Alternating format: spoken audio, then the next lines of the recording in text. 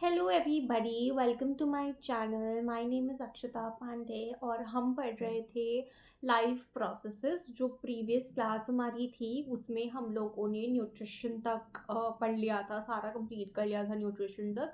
आज हम लोग रेस्पिरेशन से शुरू करने वाले हैं।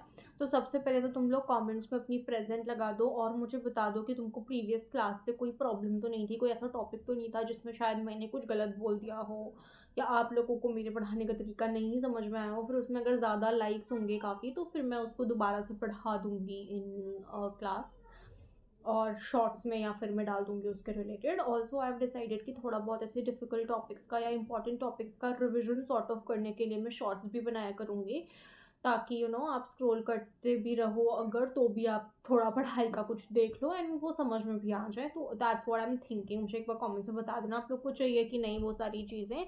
अभी हम लोग रेस्पिरेशन से शुरू कर देते हैं।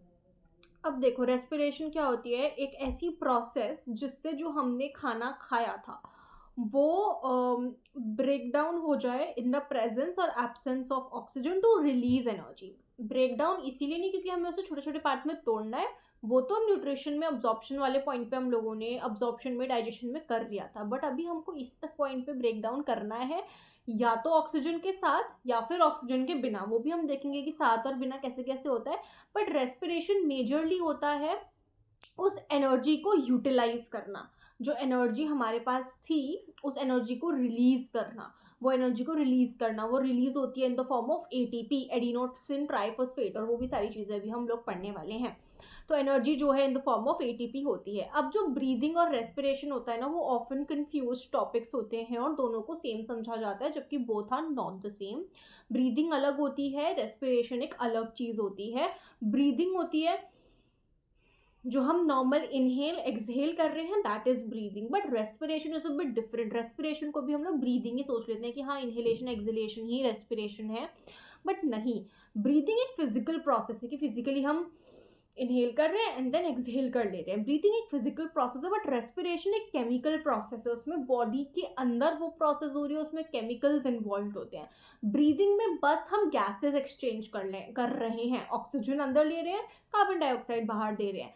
बट जो रेस्पिरेशन प्रोसेस है उसमें जो हमने इनहेल करी है ऑक्सीजन, वो हर एक सेल पे जाती है, वहाँ पे एक केमिकल रिएक्शन परफॉर्म करती है फूड के साथ। जो हमारा simplest form of absorbed food है उसके साथ एक केमिकल रिएक्शन परफॉर्म करता है वो ऑक्सीजन, और हमें वो चीज़ें टूट करके जो है ब्रेक डाउन होता है उस फूड का, और उसके बाद हमारी जो एनर्जी होती है वो रिलीज होती है।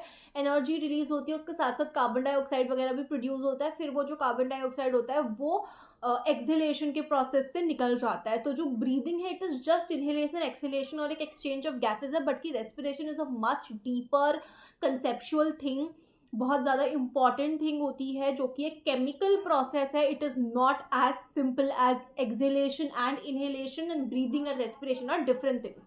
ब्रीदिंग जो है लंग्स और एयर के बीच में होती है, बट जो रेस्पिरेशन का प्रोसेस है वो हर एक सेल पे हो रहा होता है, ठीक है। ब्रीदिंग के दौरान कोई ऐसी एनर्जी रिलीज नहीं होती है, ठीक है। ब्रीदिंग हम कर रहे हैं तो ब्रीदिंग से एनर्जी रिलीज नहीं होती है। जो एनर्जी का रिलीज होता है that is due to the process of respiration. So now we would be discussing the types of respiration. तो दो तरीके के रेस्पिरेशन होते हैं, एरोबिक रेस्पिरेशन होता है और अनएरोबिक रेस्पिरेशन होता है। जब रेस्पिरेशन ऑक्सीजन की प्रेजेंस में होता है तो वो एरोबिक रेस्पिरेशन होता है, जब विदाउट प्रेजेंस ऑफ ऑक्सीजन होता है तो एनारोबिक रेस्पिरेशन होता है। And yes, without oxygen also break down होकर के एनर्जी रिलीज हो सकती है। अब जो एरोबिक रेस्पिरेशन होता है वो तो हमने देख लिया कि ऑक्सीजन की प्रेजेंस में हो रहा है, और ये जो एरोबिक रेस्पिरेशन है ये कहाँ पे होता है? माइटोकॉन्ड्रिया एक ऑर्गेनेल होती है सेल के अंदर। I hope you know what cell is, और माइटोकॉन्ड्रिया क्या होता है। माइटोकॉन्ड्रिया जैसे एक सेल होती है, सेल के अंदर एक ऑर्गेनेल होता है, यानी कि सेल का कंपोनेंट होता है एक माइटोकॉन्ड्रिया। और माइटोकॉन्ड्रिया को हम क्या बोल देते हैं? माइटोकॉन्ड्रिया को हम लोग पावर हाउस ऑफ सेल बोलते हैं। And this is because of a reason. Power house of cell mitochondria को इसीलिए ही बोला जाता है क्योंकि यहाँ पे एनर्जी रिलीज वाला प्रोसेस हो रहा होता है, यहाँ पे एरोबिक रेस्पिरेशन टेक प्लेस हो रही होती है जिसके थ्रू हमें एनर्जी फिर मिलती है। तो एनर्जी इस प्रोसेस में रिलीज होती है एरोबिक रेस्पिरेशन की प्रोसेस में। अब जो प्रोसेसेस वगैरह हैं those we will be seeing a bit later. अभी हम लोग एनसीईआरटी से स्टार्ट करते हैं रेस्पिरेशन को।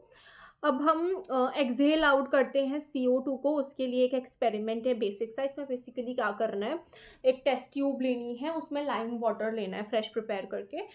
यूजुअली क्या होता है, CO2 जो है लाइम वाटर को मिल्की कलर का कर देता है, मतलब मिल्की मिल्की सा टेक्सचर दे देता है।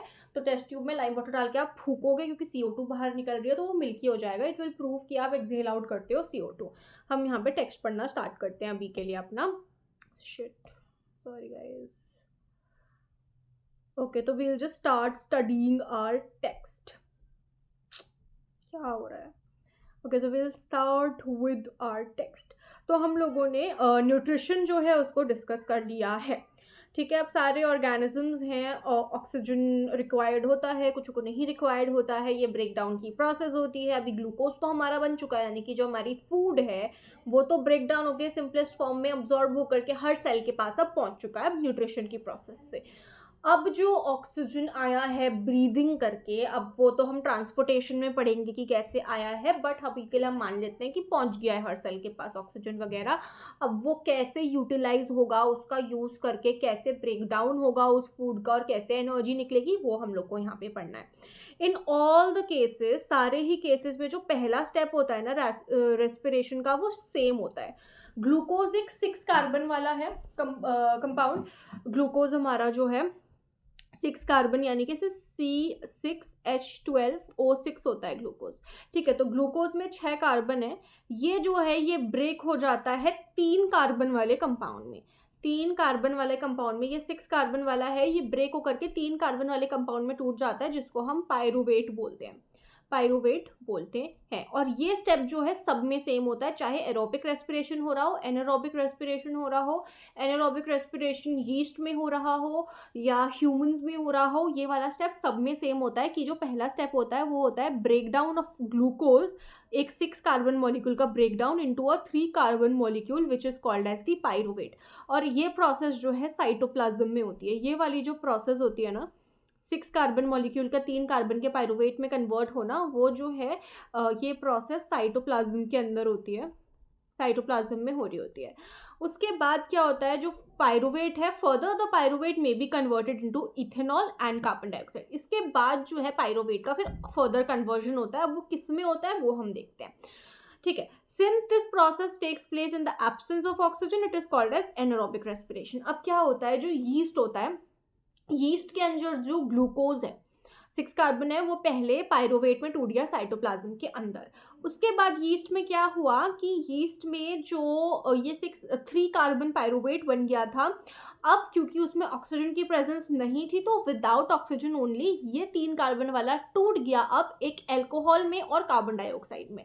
तो यहाँ पे जब यीस्ट में होता है प्रोसेस तो अल्कोहल बनती है यही, इसीलिए यीस्ट जो होता है उसको अल्कोहल प्रोडक्शन भी करता है। एंड इसी को ये फर्मेंटेशन होता है प्रोसेस, जहाँ पे अल्कोहल प्रोड्यूस हो जाती है। इथेनॉल, अल्कोहल, इथेनॉल जो है वही अल्कोहल होती है बेसिकली, वो प्रोड्यूस हो जाती है और कार्बन डाइऑक्साइड प्रोड्यूस होती है। और इसी प्रोसेस को, ये प्रोसेस जो है फर्मेंटेशन के दौरान जब फर्मेंट करते हैं चीज़ों को, उसमें खमीर उठाते हैं बोलते हैं, तब होता है। जो डो वगैरह होता है ब्रेड्स का, केक्स का, उसमें भी फर्मेंटेशन की प्रोसेस यूज़ करी जाती है। सिंस क्योंकि ये विदाउट ऑक्सीजन हो रही है, इसीलिए ये एनारोबिक रेस्पिरेशन के अंदर आता है। Now break down of pyruvate using oxygen takes place in mitochondria. अब ये तो एनारोबिक वाला था, तो ये वाला तो ऐसी खुले में हो जाता था, बट जब ऑक्सीजन इन्वॉल्व होता है तो माइटोकॉन्ड्रिया के अंदर वो प्रोसेस होती है, जैसे कि ह्यूमंस वगैरह में होती है, ठीक है। इस प्रोसेस में जो जब एरोबिक वाली प्रोसेस होती है माइटोकॉन्ड्रिया के अंदर, तो पहले ये 3 कार्बन पायरूवेट बन गया है साइटोप्लाज्म में। अब ये 3 कार्बन वाला पायरूवेट जो है ये जाएगा माइटोकॉन्ड्रिया के अंदर। साइटोप्लाज्म में बना था, अब वो माइटोकॉन्ड्रिया के अंदर जाएगा। माइटोकॉन्ड्रिया में ऑक्सीजन भी आ गया है हर एक सेल के पास ट्रांसपोर्टेशन के थ्रू, और हर एक सेल के पास ग्लूकोज तो था ही जो टूट करके पायरुवेट बन गया था।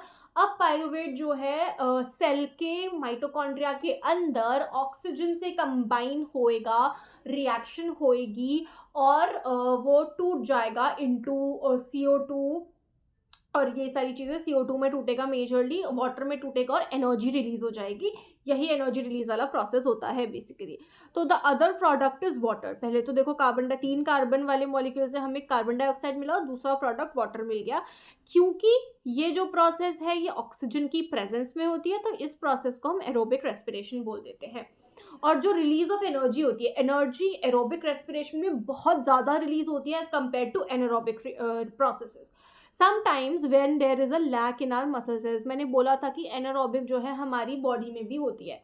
कई बार क्या होता है जब बहुत ज़्यादा हम लोग भाग जाते हैं या एनर्जी एक्सरसाइज वाला काम कर लेते हैं एकदम से, जैसे मान लो आप अपने एक ही दिन एक्सरसाइज शुरू करी और उसी दिन बहुत ज़्यादा एक्सरसाइज कर दी, तो बॉडी में उतना ऑक्सीजन, क्योंकि मसल्स डिमांड करती हैं ऑक्सीजन। ऑक्सीजन क्या है, रेस्पायर करके हमें वो चाहिए, एनर्जी चाहिए है, तो हम ज़्यादा एक्सरसाइज करेंगे तो मसल्स को ज़्यादा स्ट्रेंथ लगेगी, ज़्यादा एनर्जी लगेगी, तो फिर ना मसल अपने सेल्स के अंदर ही फिर एनारोबिक रेस्पिरेशन भी करने लगता है। जब ऑक्सीजन डिमांड पूरी नहीं हो पाती है, ऑक्सीजन से एनर्जी की पूर्ति नहीं हो पाती है, तो फिर वो अपने आप में ही एनारोबिक रेस्पिरेशन भी शुरू कर देता है। बट होता क्या है कि उस वाली एनारोबिक रेस्पिरेशन जो मसल्स में हो रही होती है, मसल के सेल्स में, वहाँ पे बिना ऑक्सीजन की होती है, तो वहाँ पे एक तो एनर्जी बनती है, बट एनर्जी के साथ साथ एक और जो कंपोनेंट बनता है वो होता है लैक्टिक एसिड, जो कि अगेन एक 3 कार्बन मॉलिक्यूल है। बट ये लैक्टिक एसिड जो है जमा हो जाता है और उसके बाद जो क्रैम्प्स होते हैं, हमें पहले दिन एक्सरसाइज के बाद बहुत ज़्यादा क्रैम्प्स हो रहे होते हैं, बैठने में उठने में मसल्स में बहुत ज़्यादा पेन हो रहा होता है। इनफैक्ट अगर आप ज़्यादा एक्सरसाइज कर दो एकदम से ही जिम विम, तो ये एब्स में हंसने में भी, खांसने में भी दर्द हो रही होती है स्टमक वाली मसल्स में, तो ये सारी चीज़ें होती हैं, वो क्रैम्प्स इसीलिए कॉज होते हैं। अब सबसे पहले हम इसको ना, ये वाला जो चार्ट है या कह लो फ्लो चार्ट वगैरह है, ये जो है ना बहुत इंपॉर्टेंट और बहुत अच्छा है, क्योंकि इसमें पूरा रेस्पिरेशन सारे ऑर्गेनिज्म में सम अप हो जाता है, समराइज हो जाता है। तो सबसे पहले क्या था, ग्लूकोज का 6 कार्बन मॉलिक्यूल है। साइटोप्लाज्म में क्या हुआ, ग्लूकोज का 6 कार्बन वाला मॉलिक्यूल था, साइटोप्लाज्म के अंदर वो पायरुवेट बना जो कि 3 कार्बन मॉलिक्यूल है, प्लस थोड़ी एनर्जी इधर भी मिलती है। फिर ये जो पायरुवेट है, यीस्ट में विदाउट ऑक्सीजन यानी कि एनारोबिक रिएक्शन होती है, तो इथेनॉल बनता है, अल्कोहल 2 कार्बन मॉलिक्यूल है और कार्बन डाइऑक्साइड एनर्जी बनती है। देखो ठीक है, कार्बन डाइऑक्साइड एनर्जी बनी, एनर्जी तो देखो सब प्रोसेस में ही बनेगी, क्योंकि सारी प्रोसेसेस है तो रेस्पिरेशन है, और रेस्पिरेशन का मेन गोल ही ये होता है कि एनर्जी रिलीज हो। ठीक है, तो ये चीज़ तो याद रखना कि एनर्जी तो बनेगी ही बनेगी। तो फिर जब हमारे पास ऑक्सीजन प्रेजेंट होता है, तो हमारी ह्यूमंस की सेल्स के अंदर या फिर और एनिमल्स की सेल्स के अंदर भी माइटोकॉन्ड्रिया के अंदर जो पायरुवेट होता है वो टूट जाता है कार्बन डाइऑक्साइड में, वाटर में, और एनर्जी तो रिलीज होती ही है। और जब ये पायरुवेट हमारी ही बॉडी में मसल्स के अंदर, जब हम बहुत ज़्यादा एक्सरसाइज कर लेते हैं तो ऑक्सीजन उतनी डिमांड पूरी नहीं कर पा रहा होता, तो ये टूट जाता है into lactic acid and energy. Lactic acid भी 3 कार्बन का मॉलिक्यूल होता है। अब यहाँ पे भी एनर्जी निकल रही है और यहाँ पे भी एनर्जी निकल रही है। ये वाला एरोबिक रेस्पिरेशन है, इसकी वजह से एनर्जी निकल रही है, और ये वाला जो है एनारोबिक की वजह से निकल रही है। तो यहाँ पे जो एनर्जी निकलेगी ये होगी कुछ, बट जो एनर्जी माइटोकॉन्ड्रिया में निकलेगी एरोबिक रेस्पिरेशन की वजह से वो बहुत ज़्यादा होगी, और उसके कंपैरिजन में ये जो एनारोबिक वाली एनर्जी है वो काफ़ी कम होती है। सो अब क्या है कि ये वाली ही चीज़ें मैंने समराइज करके रिएक्शंस यहाँ पे भी लिखी हुई हैं। ठीक है, एनारोबिक रिएक्शन की इक्वेशन वाइज ये लिख रखा है कि मैंने डायरेक्टली बुलाया, मैंने यहाँ पे पायरुवेट वाला प्रोसेस नहीं लिखा है, डायरेक्टली ग्लूकोज ले रखा है, ऑक्सीजन से कंबाइन किया है, 6CO2 6H2 और एनर्जी निकल रही है। एनारोबिक रेस्पिरेशन जो अकर होता है in the absence of oxygen, less energy निकलती है as compare to aerobic respiration. Yeast में क्या होता है, ग्लूकोज टूट जाता है into alcohol, CO2 and energy. Alcohol basically ethanol, ठीक है, अल्कोहल CO2 प्लस एनर्जी, याद रखना इथेनॉल में कन्वर्ट होता है, और ह्यूमन की जो मसल्स होती हैं उसमें ग्लूकोज कन्वर्ट हो जाता है लैक्टिक एसिड में और एनर्जी में। ये लैक्टिक एसिड जमा होने की वजह से कॉज करता है मसल में क्रैम्प्स, ये मसल क्रैम्प्स कॉज करता है। अब क्या होता है, जो एनर्जी रिलीज होती है during cellular respiration is immediately used to synthesize a molecule called as ATP which is used to fuel all the other activities in the cells. अब जो एनर्जी प्रोड्यूस हुई है ना, वो एनर्जी ऐसी तो फेंक नहीं सकते, उसको किसी ना किसी फॉर्म में कन्वर्ट करना पड़ता है। तो क्या करते हैं, एनर्जी की एक करेंसी बन जाती है जिसको हम एटीपी बोलते हैं। हमारे पास पैसा आए तो ज़रूरी तो है नहीं ना कि हम 1-1 रुपए के सिक्के लेकर हर जगह जाते हैं। उन 1-1 रुपए के सिक्कों को हम कलेक्ट मतलब जोड़ करके 500 का नोट होता है, 100 का नोट होता है, तो ऐसा तो है नहीं ना कि एनर्जी की एक-एक यूनिट लेकर के चलेंगे। तो थोड़ी सी एनर्जी कंबाइन करी, एक प्रॉपर यूनिट बना दी उसकी। इसीलिए एटीपी यूज़ होते हैं, क्योंकि आप 1 रुपए के सिक्के लेकर तो हर जगह जाते नहीं हो। अगर 1 रुपए के सिक्के लेकर के जाओगे, आपको कैश में करनी है पेमेंट्स वगैरह, तो आप कैसे करोगे इतनी बड़ी-बड़ी पेमेंट्स? 10,000 की पेमेंट्स करोगे आप सिक्कों में, आप 500 के नोट्स को प्रेफर करोगे। तो सिमिलरली एनर्जी की एक-एक यूनिट नहीं ले जा सकते, क्योंकि यूनिट तो कितनी भी छोटी हो सकती है। अगर एक यूनिट सोचें हम, सिमिलरली पैसों की भी यूनिट भी तो बहुत छोटी हो सकती है। वो तो 1 रुपए मैक्सिमम वाली प्रिंट होते हैं या बनते हैं सिक्के अब, बट हो तो कितनी भी छोटी सकती है ना यूनिट एनर्जी की। क्या पता जूल में ले ले, 1 जूल अब 1 है, फिर इतने सारे किलो जूल्स एनर्जी लग रही होती है कई प्रोसेसेस में, तो इतना तो नहीं वो कर सकते हम। तो क्या किया जाता है, क्योंकि अब मैंने वही एग्जांपल दिया कि 1 रुपए के नोट तो ले जाओगे नहीं, तो इसीलिए 1-1 रुपए 500 बार 500 1-1 रुपए मिला करके एक 500 का आप नोट ही बना लेते हो। तो वो एक आप पैसों की करेंसी बना लेते हो, बड़ी करेंसी, जिससे कि आपके लिए वो फीजिबल हो जाए। सिमिलरली एनर्जी की कुछ यूनिट्स कंबाइन करके एक एटीपी बना दी जाती है। एटीपी का फुल फॉर्म होता है एडिनोसिन ट्राइफॉस्फेट। अब इसके बारे में भी आई विल एक्सप्लेन अच्छे से, एटीपी क्या होती है, कितना यूनिट एनर्जी होता है एक एटीपी के अंदर। तो ATP is broken down giving to a fixed amount of energy which can drive all the endothermic reactions. Endothermic reactions वो होती हैं जिन रिएक्शंस को होने के लिए एनर्जी की ज़रूरत पड़ती है। तो अब एनर्जी की ज़रूरत एंडोथर्मिक रिएक्शंस को पड़ती है, और हमारी बॉडी में तो जितने भी काम होते हैं वो सारे एनर्जी की वजह से ही होते हैं। तो अब जहाँ पे भी एनर्जी की रिक्वायरमेंट होगी वहाँ पे ये एटीपी टूटेगी और उतनी पर्टिकुलर अमाउंट में एनर्जी रिलीज कर देगी। अब एटीपी क्या है, यहाँ पे दे रखा है कि एटीपी एनर्जी करेंसी है for most of the cellular processes. जितनी भी मैक्सिमम प्रोसेसेस होती है उन सबके लिए एनर्जी करेंसी की तरह काम करती है।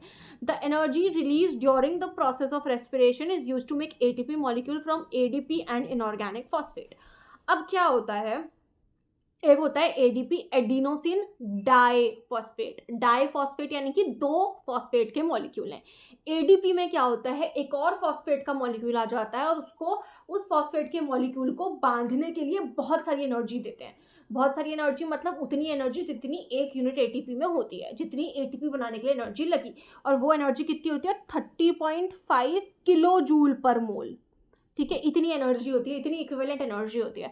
तो क्या करते हैं, एडीपी में एडिनोसिन डाइफॉस्फेट में 2 फॉस्फेट थे, अब हम एक और फॉस्फेट का मॉलिक्यूल अटैच करना चाह रहे हैं, उसको चिपकाने के लिए बहुत सारी एनर्जी चाहिए। कितनी एनर्जी चाहिए, 30.5 किलो जूल पर मोल। उतनी एनर्जी लगा करके हम उनको जोड़ दे रहे हैं। अब क्या होगा, उसमें एनर्जी दे करके हमारा एटीपी बन गया, एडिनोसिन ट्राइफॉस्फेट। पहले डाइफॉस्फेट था क्योंकि 2 फॉस्फेट थे, अब ट्राइफॉस्फेट हो गया क्योंकि 3 फॉस्फेट है। अब जहाँ पे हमें एनर्जी की जरूरत पड़ेगी वहां पे हम उस एटीपी को तोड़ करके वो फॉस्फेट निकाल देंगे, और जब हम वो फॉस्फेट को तोड़ देंगे, जो तीसरा फॉस्फेट है वो निकाल देंगे, तो वापस जो एटीपी है वो एडीपी और फॉस्फेट में कन्वर्ट हो जाएगी, और जो एनर्जी हमने पैक करी थी वो रिलीज हो जाएगी। ऐसे करके ये वाला काम होता है। तो ऐसी बहुत सारी प्रोसेसेस होती हैं, जहाँ पे भी रिक्वायरमेंट है एनर्जी की वहाँ पे एटीपी चली जाती है, वहाँ पे उसका ब्रेकडाउन हो जाता है, वहाँ पे वो एनर्जी रिलीज हो जाती है। ठीक है, तो ये चीज़ है। क्योंकि जो एरोबिक रेस्पिरेशन का पाथवे है वो डिपेंड करता है ऑन ऑक्सीजन, तो एरोबिक ऑर्गेनिजम्स जो होते हैं उनको इंश्योर करना पड़ता है कि सफिशिएंट ऑक्सीजन का इनटेक हो रहा है। जो इनटेक है ऑक्सीजन का वो सफिशिएंट है कि नहीं, वो इंश्योर करना पड़ता है। अब जो गैस प्लांट्स होते हैं, ठीक है, we have seen that plants exchange gases through stomata। हमने ये देखा था कि gaseous exchange जो है स्टोमेटा के थ्रू होता है, जिसमें कार्बन डाइऑक्साइड वो लोग ले रहे होते हैं। अब ऐसा नहीं है कि हर वक्त वो लोग कार्बन डाइऑक्साइड खींचते ही रहते हैं, प्लांट्स में भी थोड़े बहुत डिफरेंसेस होते हैं कि वो हर वक्त नहीं कार्बन डाइऑक्साइड खींचते रहते हैं। ऐसा हमने बोला है कि ऑक्सीजन रिलीज करते हैं, इसका मतलब ये नहीं कि सारा हर वक्त 24 घंटे वो ऑक्सीजन ही रिलीज करते रहते हैं। Plants also release carbon dioxide. Respiratory waste plants का भी कार्बन डाइऑक्साइड ही होता है। अब होता क्या है आप ये देखो, ठीक है, स्टोमेटा होते हैं बेसिकली बहुत सारी ना इंटरसेल्युलर स्पेसेस होती हैं, मतलब सेल्स हैं, 2 सेल्स के बीच में बहुत सारी स्पेसेस होती हैं, ठीक है, जो कि कांटेक्ट में रहती हैं। इसी वजह से ये इंश्योर किया जाता है कि बहुत सारी सेल्स कांटेक्ट में हों एयर के साथ। कार्बन डाइऑक्साइड जो होती है, कार्बन डाइऑक्साइड जो कार्बन डाइऑक्साइड होता है और ऑक्सीजन होता है, they are exchanged by diffusion here. ठीक है, they can go into cells or away from them and out of the air. The direct diffusion depend upon the environmental conditions and the requirement of the plant. अब diffusion क्या किस तरीके से हो रहा है, मतलब क्या डायरेक्शन है, ऑक्सीजन किधर जा रहा है, कार्बन डाइऑक्साइड किधर जा रहा है, ये एक तो एनवायरमेंटल कंडीशंस पर भी डिपेंड कर जाता है कि एनवायरमेंट में कितना है कार्बन डाइऑक्साइड और ऑक्सीजन. ऑल्सो मेजरली वो इस बात पर डिपेंड करता है कि प्लांट को कितनी रिक्वायरमेंट है, प्लांट को किस चीज़ की ज़रूरत है. अब यार थोड़ा तो सेल्फिश हर कोई होता है, ठीक है, even though plants are not very selfish because they are giving us a lot of things which we need, but हर कोई थोड़ा बहुत तो सेल्फिश होता है. प्लांट भी तो अपने हिसाब से देखेगा ना कि उसके लिए क्या फीजिबल हो रहा है. तो जो डायरेक्शन होता है वो मल्टीपल चीज़ों पर डिपेंड कर रहा होता है, ठीक है. अब आता है ये इंपॉर्टेंट बात है बहुत ज़्यादा कि जो रात में क्या होता है, when there is no photosynthesis occurring, जब रात में फोटोसिंथेसिस नहीं हो रहा होता है, तब carbon dioxide elimination is the major exchange activity going on. रात में कार्बन डाइऑक्साइड जो है, मैंने शायद रेस्पिरेटरी वेस्ट बोल दिया था कार्बन डाइऑक्साइड को थोड़ी देर पहले, I am so sorry, that is not correct. अभी जो मैं बोल रही हूँ वो सुनना. रात के टाइम पे क्या होता है, फोटोसिंथेसिस की प्रोसेस नहीं हो रही होती है, तो उनको कार्बन डाइऑक्साइड की ज़रूरत नहीं है, क्योंकि उनको कार्बन डाइऑक्साइड प्लांट्स को किस लिए चाहिए होता है, कार्बन डाइऑक्साइड को फिक्स करके वो लोग अपना खाना बनाते हैं. बट रात के समय तो खाना नहीं बन सकता, क्योंकि उनके लिए तो क्लोरोफिल इंपॉर्टेंट है खाना बनाने के लिए, ठीक है. खाना बनाने के लिए क्लोरोफिल इंपॉर्टेंट है, तो क्लोरोफिल तो रात में तो सॉरी खाना व्हाट आई एम सेइंग, खाना बनाने के लिए तो सनलाइट की ज़रूरत है, और वही क्लोरोफिल ट्रैप करता है. अब रात को सनलाइट तो है नहीं, तो उनको खाना बनाना है नहीं, प्रोसेस नहीं करनी उनको वाली, तो वो कार्बन डाइऑक्साइड क्यों लेंगे. तब वो नॉर्मल उनका चलता है, वो कार्बन डाइऑक्साइड रिलीज कर देते हैं क्योंकि उनको ज़रूरत नहीं है. बट दिन के टाइम पे क्या होता है, during the day CO2 generated during respiration is used up for photosynthesis, hence there is no CO2 release. Instead, oxygen release is the major event at this time. But दिन के समय में क्या हो रहा होता है, क्योंकि उनको जो CO2 वो प्रोड्यूस कर रहे हैं रेस्पिरेशन से, अपने नॉर्मल रेस्पिरेशन से, वो जो CO2 है वो खुद ही यूज़ कर ले रहे हैं फिर से फोटोसिंथेसिस की प्रोसेस में, ठीक है. उनके लिए वो वेस्ट नहीं है CO2 जो रेस्पिरेशन में प्रोड्यूस हो रहा है, क्योंकि वेस्ट तो वो है ना जो उनके काम का नहीं है. बट दिन के टाइम में वो उनके काम का है, रात के टाइम में वो भले ही उनके लिए वेस्ट हो रहा है, बट दिन के टाइम तो वो उनके काम का है. तो वो जो उनके रेस्पिरेशन से प्रोड्यूस होती है CO2, उसी CO2 को वो लोग यूज़ कर लेते हैं अपना खाना बनाने के लिए. और CO2 जब वाटर से कंबाइन होता है, तो मैंने बोला था कि वाटर का बाय प्रोडक्ट ऑक्सीजन निकलता है, तो वो उनके लिए उस वक्त पे वेस्ट हो रहा होता है, तो इसीलिए वो उसको रिलीज आउट कर देते हैं, इसीलिए वो हमारे लिए बेनिफिशियल हो जाता है. अब जो एनिमल्स होते हैं ना, डिफरेंट एनिमल्स ने भी डिफरेंट तरीके अडेप्ट किए हुए हैं अपना रेस्पिरेशन करने के लिए, क्योंकि जैसे मैंने न्यूट्रिशन में भी बताया था, सब अपना सर्वाइवल करना चाहते हैं. मेजर एम हर एक प्राणी का इस अर्थ पे यही होता है कि उनको सर्वाइव करना है, ठीक है. अब सर्वाइव करने के लिए डिफरेंट अडेप्टेशंस करने पड़ते हैं उन कंडीशंस के हिसाब से. हम लोग लैंड पे रहते हैं, तो हम लोग नॉर्मल नोस्ट्रल्स से अपना रेस्पिरेशन कर लेते हैं, बट जो ऑर्गेनिजम्स पानी में रहते हैं उनको पानी में जो डिजॉल्व्ड ऑक्सीजन है वो ही लेना पड़ता है अंदर. अब जो डिजॉल्व्ड ऑक्सीजन होता है ना पानी में, वो काफ़ी कम होता है एज़ कम्पेयर टू जितना ऑक्सीजन हमारे पास यहाँ हवा में प्रेजेंट है. तो पानी में बहुत कम मात्रा में ऑक्सीजन डिजॉल्व्ड होता है, तो उनको ना बहुत जल्दी तेज रेस्पायर करना पड़ता है, ताकि जो ऑक्सीजन की नीड है वो पूरी हो पाए. क्योंकि एक बार अच्छे से ब्रीद इन ब्रीद आउट करने में, मतलब जो भी वो तरीका फॉलो करते हैं, जैसे फिशेस का गिल्स के थ्रू ऐसे फ्लैप गिल ऐसे हम देखते हैं तो ऐसा लगता है कि कुछ तो गिल्स से वो कर रही हैं, बट वो एक्चुअल गिल्स होती हैं, वो पंप इन कर रहे होते हैं ऑक्सीजन को. तो उनको ना तेज करना पड़ता है. जैसे हमारी नॉर्मल ब्रीथ चल रही है, हम नॉर्मल अच्छे से इनहेल एक्सहेल कर रहे हैं, हमारा उतना दिखता नहीं है इनहेल एक्सहेल करने में, क्योंकि वो नॉर्मली हो जाता है. क्योंकि यहाँ पे लैंड में एयर की वजह से बहुत ज़्यादा, एयर में तो बहुत ज़्यादा ऑक्सीजन डिजॉल्व्ड है, बट वाटर में क्योंकि उतनी ज़्यादा ऑक्सीजन नहीं प्रेजेंट होती, तो उनको तेज रिस्पायर करना पड़ता है, तेज ब्रीद इन ब्रीद आउट करना पड़ता है, एक्सचेंज ऑफ गैसेस करनी पड़ती है, जिससे कि अच्छे से जो भी ऑक्सीजन की रिक्वायरमेंट है वो फुलफिल हो पाए, ठीक है. तो ये वाली चीज़ हो गई.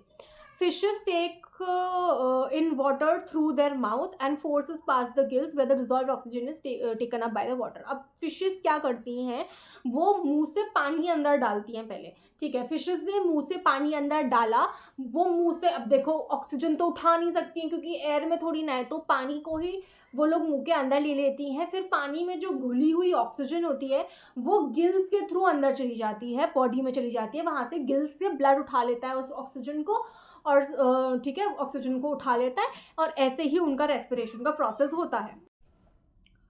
ओके, तो जो भी ऑर्गेनिजम्स लैंड पे रहते हैं उनके पास अपना डिफरेंट सिस्टम होता है एयर अंदर लेने का, बाहर डालने का। ठीक है, बहुत डिफरेंट डिफरेंट प्रोसेसेस होते हैं हर डिफरेंट डिफरेंट एनिमल्स की। यहाँ पे हम लोग तो सिर्फ ह्यूमंस के बारे में पढ़ने वाले हैं। और क्या होता है कि क्योंकि ये स्ट्रक्चर बहुत डेलिकेट होता है, क्योंकि एक तो ये वैसे भी बहुत फाइन और स्मूथ लेयर्स होते हैं, क्योंकि वैसे भी ऑक्सीजन का ट्रांसफ़र है, गैसियस लेवल पे हो रहा है, तो वैसे भी ये बहुत फाइन होगा और बहुत डेलिकेट होगा, तो यूजुअली ये बॉडी के इनसाइड ही होता है हर ऑर्गेनिज्म में। अब हम लोग ह्यूमन बींग्स का स्टार्ट कर देते हैं पढ़ना। तो ह्यूमन बींग्स के पहले तो हम लोग रेस्पिरेटरी सिस्टम को पढ़ देख लेते हैं, समझ लेते हैं कि क्या क्या स्ट्रक्चर्स रहते हैं।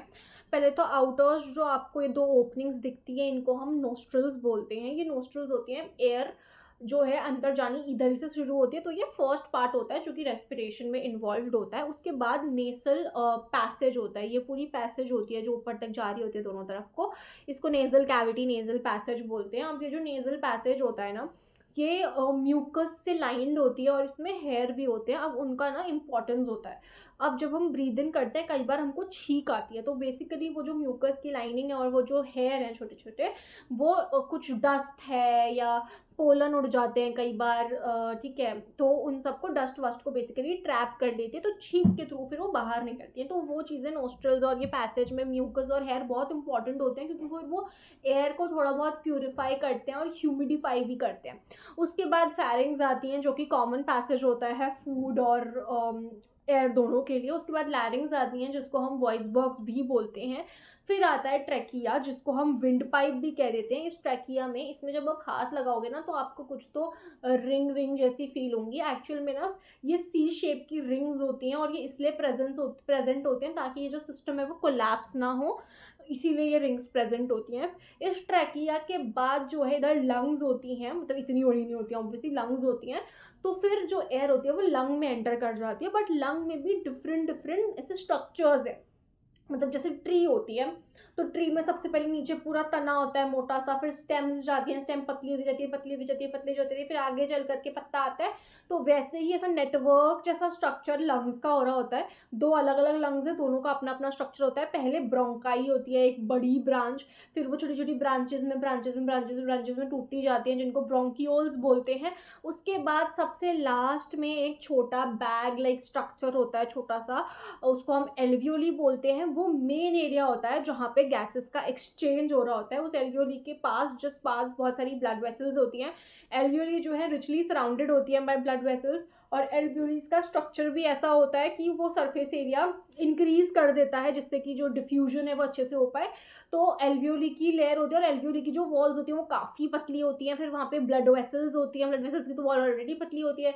फिर इन एल्वियोली और ब्लड वेसल्स के बीच में एक्सचेंज होता है गैसेस का, क्योंकि अब हमने इनहेल किया तो ऑक्सीजन पहुंच रहा है एल्वियोलीज तक, तो वो ऑक्सीजन जो है चला जाता है, ऑक्सीजन आ जाता है ब्लड में, और ब्लड जो है सारे ऑर्गन से कार्बन डाइऑक्साइड लाया हुआ होता है, वो फिर आ जाता है लंग्स में, और फिर हम वापस ब्रीद आउट करते हैं और सारा बाहर निकाल देते हैं। अब ब्रीद इन और ब्रीद आउट जब करते हैं तो बॉडी कैसे रिएक्ट करती है, आप एक लंबी सांस लो एक बार मेरे साथ।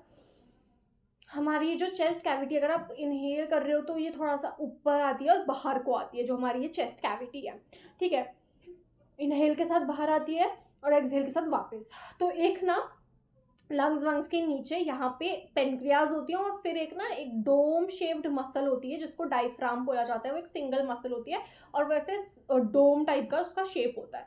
तो वो मसल से क्या होता है ना, वो मसल को डायफ्राम बोलते हैं, उस मसल को हम लोग डायफ्राम कह देते हैं। अब होता क्या है कि जैसे हम ब्रीद इन करते हैं तो डायफ्राम कॉन्ट्रैक्ट करती है, मतलब ऐसे कॉन्ट्रैक्ट सा करती है, जैसे हम ऐसे कॉन्ट्रैक्ट करते हैं ना, कॉन्ट्रैक्ट मतलब बेसिकली टाइटन हो जाती है। तो डायफ्राम कॉन्ट्रैक्ट करती है और वो डोम से ऐसे फ्लैट हो जाती है, मतलब जैसे ऐसी है, इनहेल करते हैं जैसे, तो वो नीचे को चली जाती है और फ्लैट हो जाती है। एक्सहेल में वो वापस ऐसी हो जाती है, ठीक है। डायफ्राम हमारा फ्लैट हो गया और जो चेस्ट की कैविटी है वो पूरी बाहर और आउटवर्ड आ गई। ठीक है, वॉल्यूम जो है बढ़ गया अंदर का, वहाँ पे सारी एयर भर गया, और फिर जब हम एक्सहेल करेंगे तो सारा, तो इनहेल करा और ऐसे करके ऑक्सीजन अंदर चला गया, फिर एक्सहेल करेंगे तो सारा जो CO2 है वो बाहर आ जाएगा। तो क्या हुआ, चेस्ट कैविटी क्योंकि एक्सपैंड हुई, बाहर को निकली, आउटवर्ड निकली, तो जो एयर था वो लंग्स में चला गया। और वैसे ही जब एक्सहेल करते हैं तो डायफ्राम वापस रिलैक्स हो जाता है, वापस डोम शेप का हो जाता है, चेस्ट कैविटी अंदर चली जाती है, डाउनवर्ड चली जाती है, और जो एयर होती है वो बाहर आ जाती है। ओके, तो रेस्पिरेशन वाला जो सेक्शन है ह्यूमंस में मेजरली, वो हम लोगों ने नोट्स से तो कर लिया था। अब एक बार NCERT रीड कर लेते हैं, ठीक है। तो ह्यूमंस में क्या होता है, air is taken into the body through the nostrils. ये बात मैं आपको ऑलरेडी बता चुकी हूँ कि नोस्ट्रल्स के थ्रू एयर जो है वो अंदर ली जाती है, ठीक है। जो एयर जब वो पास करती है थ्रू द नोस्ट्रल्स, ये सारी इतनी थिक क्यों हो रखी है पता नहीं, हाँ, तो एयर जब पास करती है तो नोस्ट्रल्स, तो नोस्ट्रल्स उसे फिल्टर करती है, जो भी उसमें हेयर प्रेजेंट होते हैं, ठीक है, वो उसे फिल्टर कर देती है एयर को। जो पैसेज होता है it is also lined with mucus, जो कि इसी फिल्ट्रेशन वाली प्रोसेस में हेल्प करता है। यहाँ से क्या होता है, जो एयर होती है it passes through the throat and into the lungs, ठीक है। पहले वो थ्रोट में जाती है, फिर थ्रोट के थ्रू लंग्स में जाती है, और यहाँ पे रिंग्स ऑफ कार्टिलेज प्रेजेंट होती हैं, जो कि इंश्योर करती है कि एयर पैसेज कोलैप्स ना करे। उसके बाद क्या है, यहाँ पे दिखा रखा है, ठीक है, ये यहाँ पे बाहर नोस्ट्रल्स होती हैं, देन ये नेसल पैसेज होता है, और ये मुंह की कैविटी होती है, और ये नेज़ल वाली कैविटी होती है, और ये दोनों जाकर के अब यहाँ से खाना खाते हैं, यहाँ से एयर जाती है, ये दोनों जो है दोनों ही चीज़ें फेरिंग्स में जाती है। तो फेरिंग्स कॉमन पाथ है, कॉमन पैसेज होता है फूड और एयर दोनों के लिए। फेरिंग्स के बाद एक और स्ट्रक्चर आता है जिसको हम लैरिंग्स बोलते हैं। लैरिंग्स आता है जो कि वॉइस बॉक्स होता है। उसके बाद ये ट्रैकिया आता है जिसको हम विंड पाइप भी बोलते हैं, और इस ट्रैकिया में ये रिंग्स होती हैं, जो ये रिंग्स हैं सारी, ये है रिंग्स ऑफ कार्टिलेज, ठीक है जी, ये रिंग्स ऑफ कार्टिलेज है। फिर ये पूरे स्ट्रक्चर को ही वैसे तो लंग्स बोलते हैं। फिर इधर डिटेल्ड एक स्ट्रक्चर भी दिखाया हुआ है लंग्स का, जिसमें वो पहले ब्रोंकाई बन रही है, फिर ब्रोंकियोल्स हैं बहुत सारी, और फिर लास्ट में एल्वियोली वाली सैक है, जो कि छोटा सा स्ट्रक्चर है। ये है जी एल्वियोली। ये इसका जो सरफेस एरिया है वो काफ़ी ज़्यादा इंक्रीज्ड है, बैग लाइक स्ट्रक्चर, काफ़ी इंक्रीज्ड सरफेस एरिया, जिससे कि एयर का डिफ्यूजन हो पाए। अब हम इसी को रीड कर लेते हैं। तो विद इन द लंग्स जो पैसेज होता है वो डिवाइडेड होता है into smaller and smaller and smaller tubes, और फिर वो फाइनली टर्मिनेट कर जाता है, ये इंपॉर्टेंट है याद रखना, balloon like structure which is called as the alveoli. और एल्वियोली मतलब बहुत सारी, और अगर हमें सिंगुलर बोलना हो तो दैट इज एल्वियोलस। सिंगुलर में क्या हो जाता है कि एल्वियोलस हो जाता है। जो एल्वियोली होती है it provides a surface, alveoli एक सरफेस प्रोवाइड करती है जहाँ पे एक्सचेंज ऑफ गैसेज हो सकती हैं। जो वॉल्स होती हैं एल्वियोली की, उस वॉल्स के पास बहुत ज़्यादा नेटवर्क होता है ब्लड वेसल्स का, जिसके थ्रू जो है एक्सचेंज हो पाता है। जब हम ब्रीद इन करते हैं, हमारी जो रिब्स होती हैं वो एक तो रेज हो जाती हैं, लिफ्ट हो जाती हैं, और डायफ्राम फ्लैट हो जाता है, और जो चेस्ट कैविटी होती है वो बढ़ जाती है। इसका रिजल्ट ये होता है कि एयर अंदर चली जाती है लंग्स के, और वो फिल हो जाती है लंग्स से, और जो एल्वियोलीज होती है वो एक्सपैंड कर जाती है।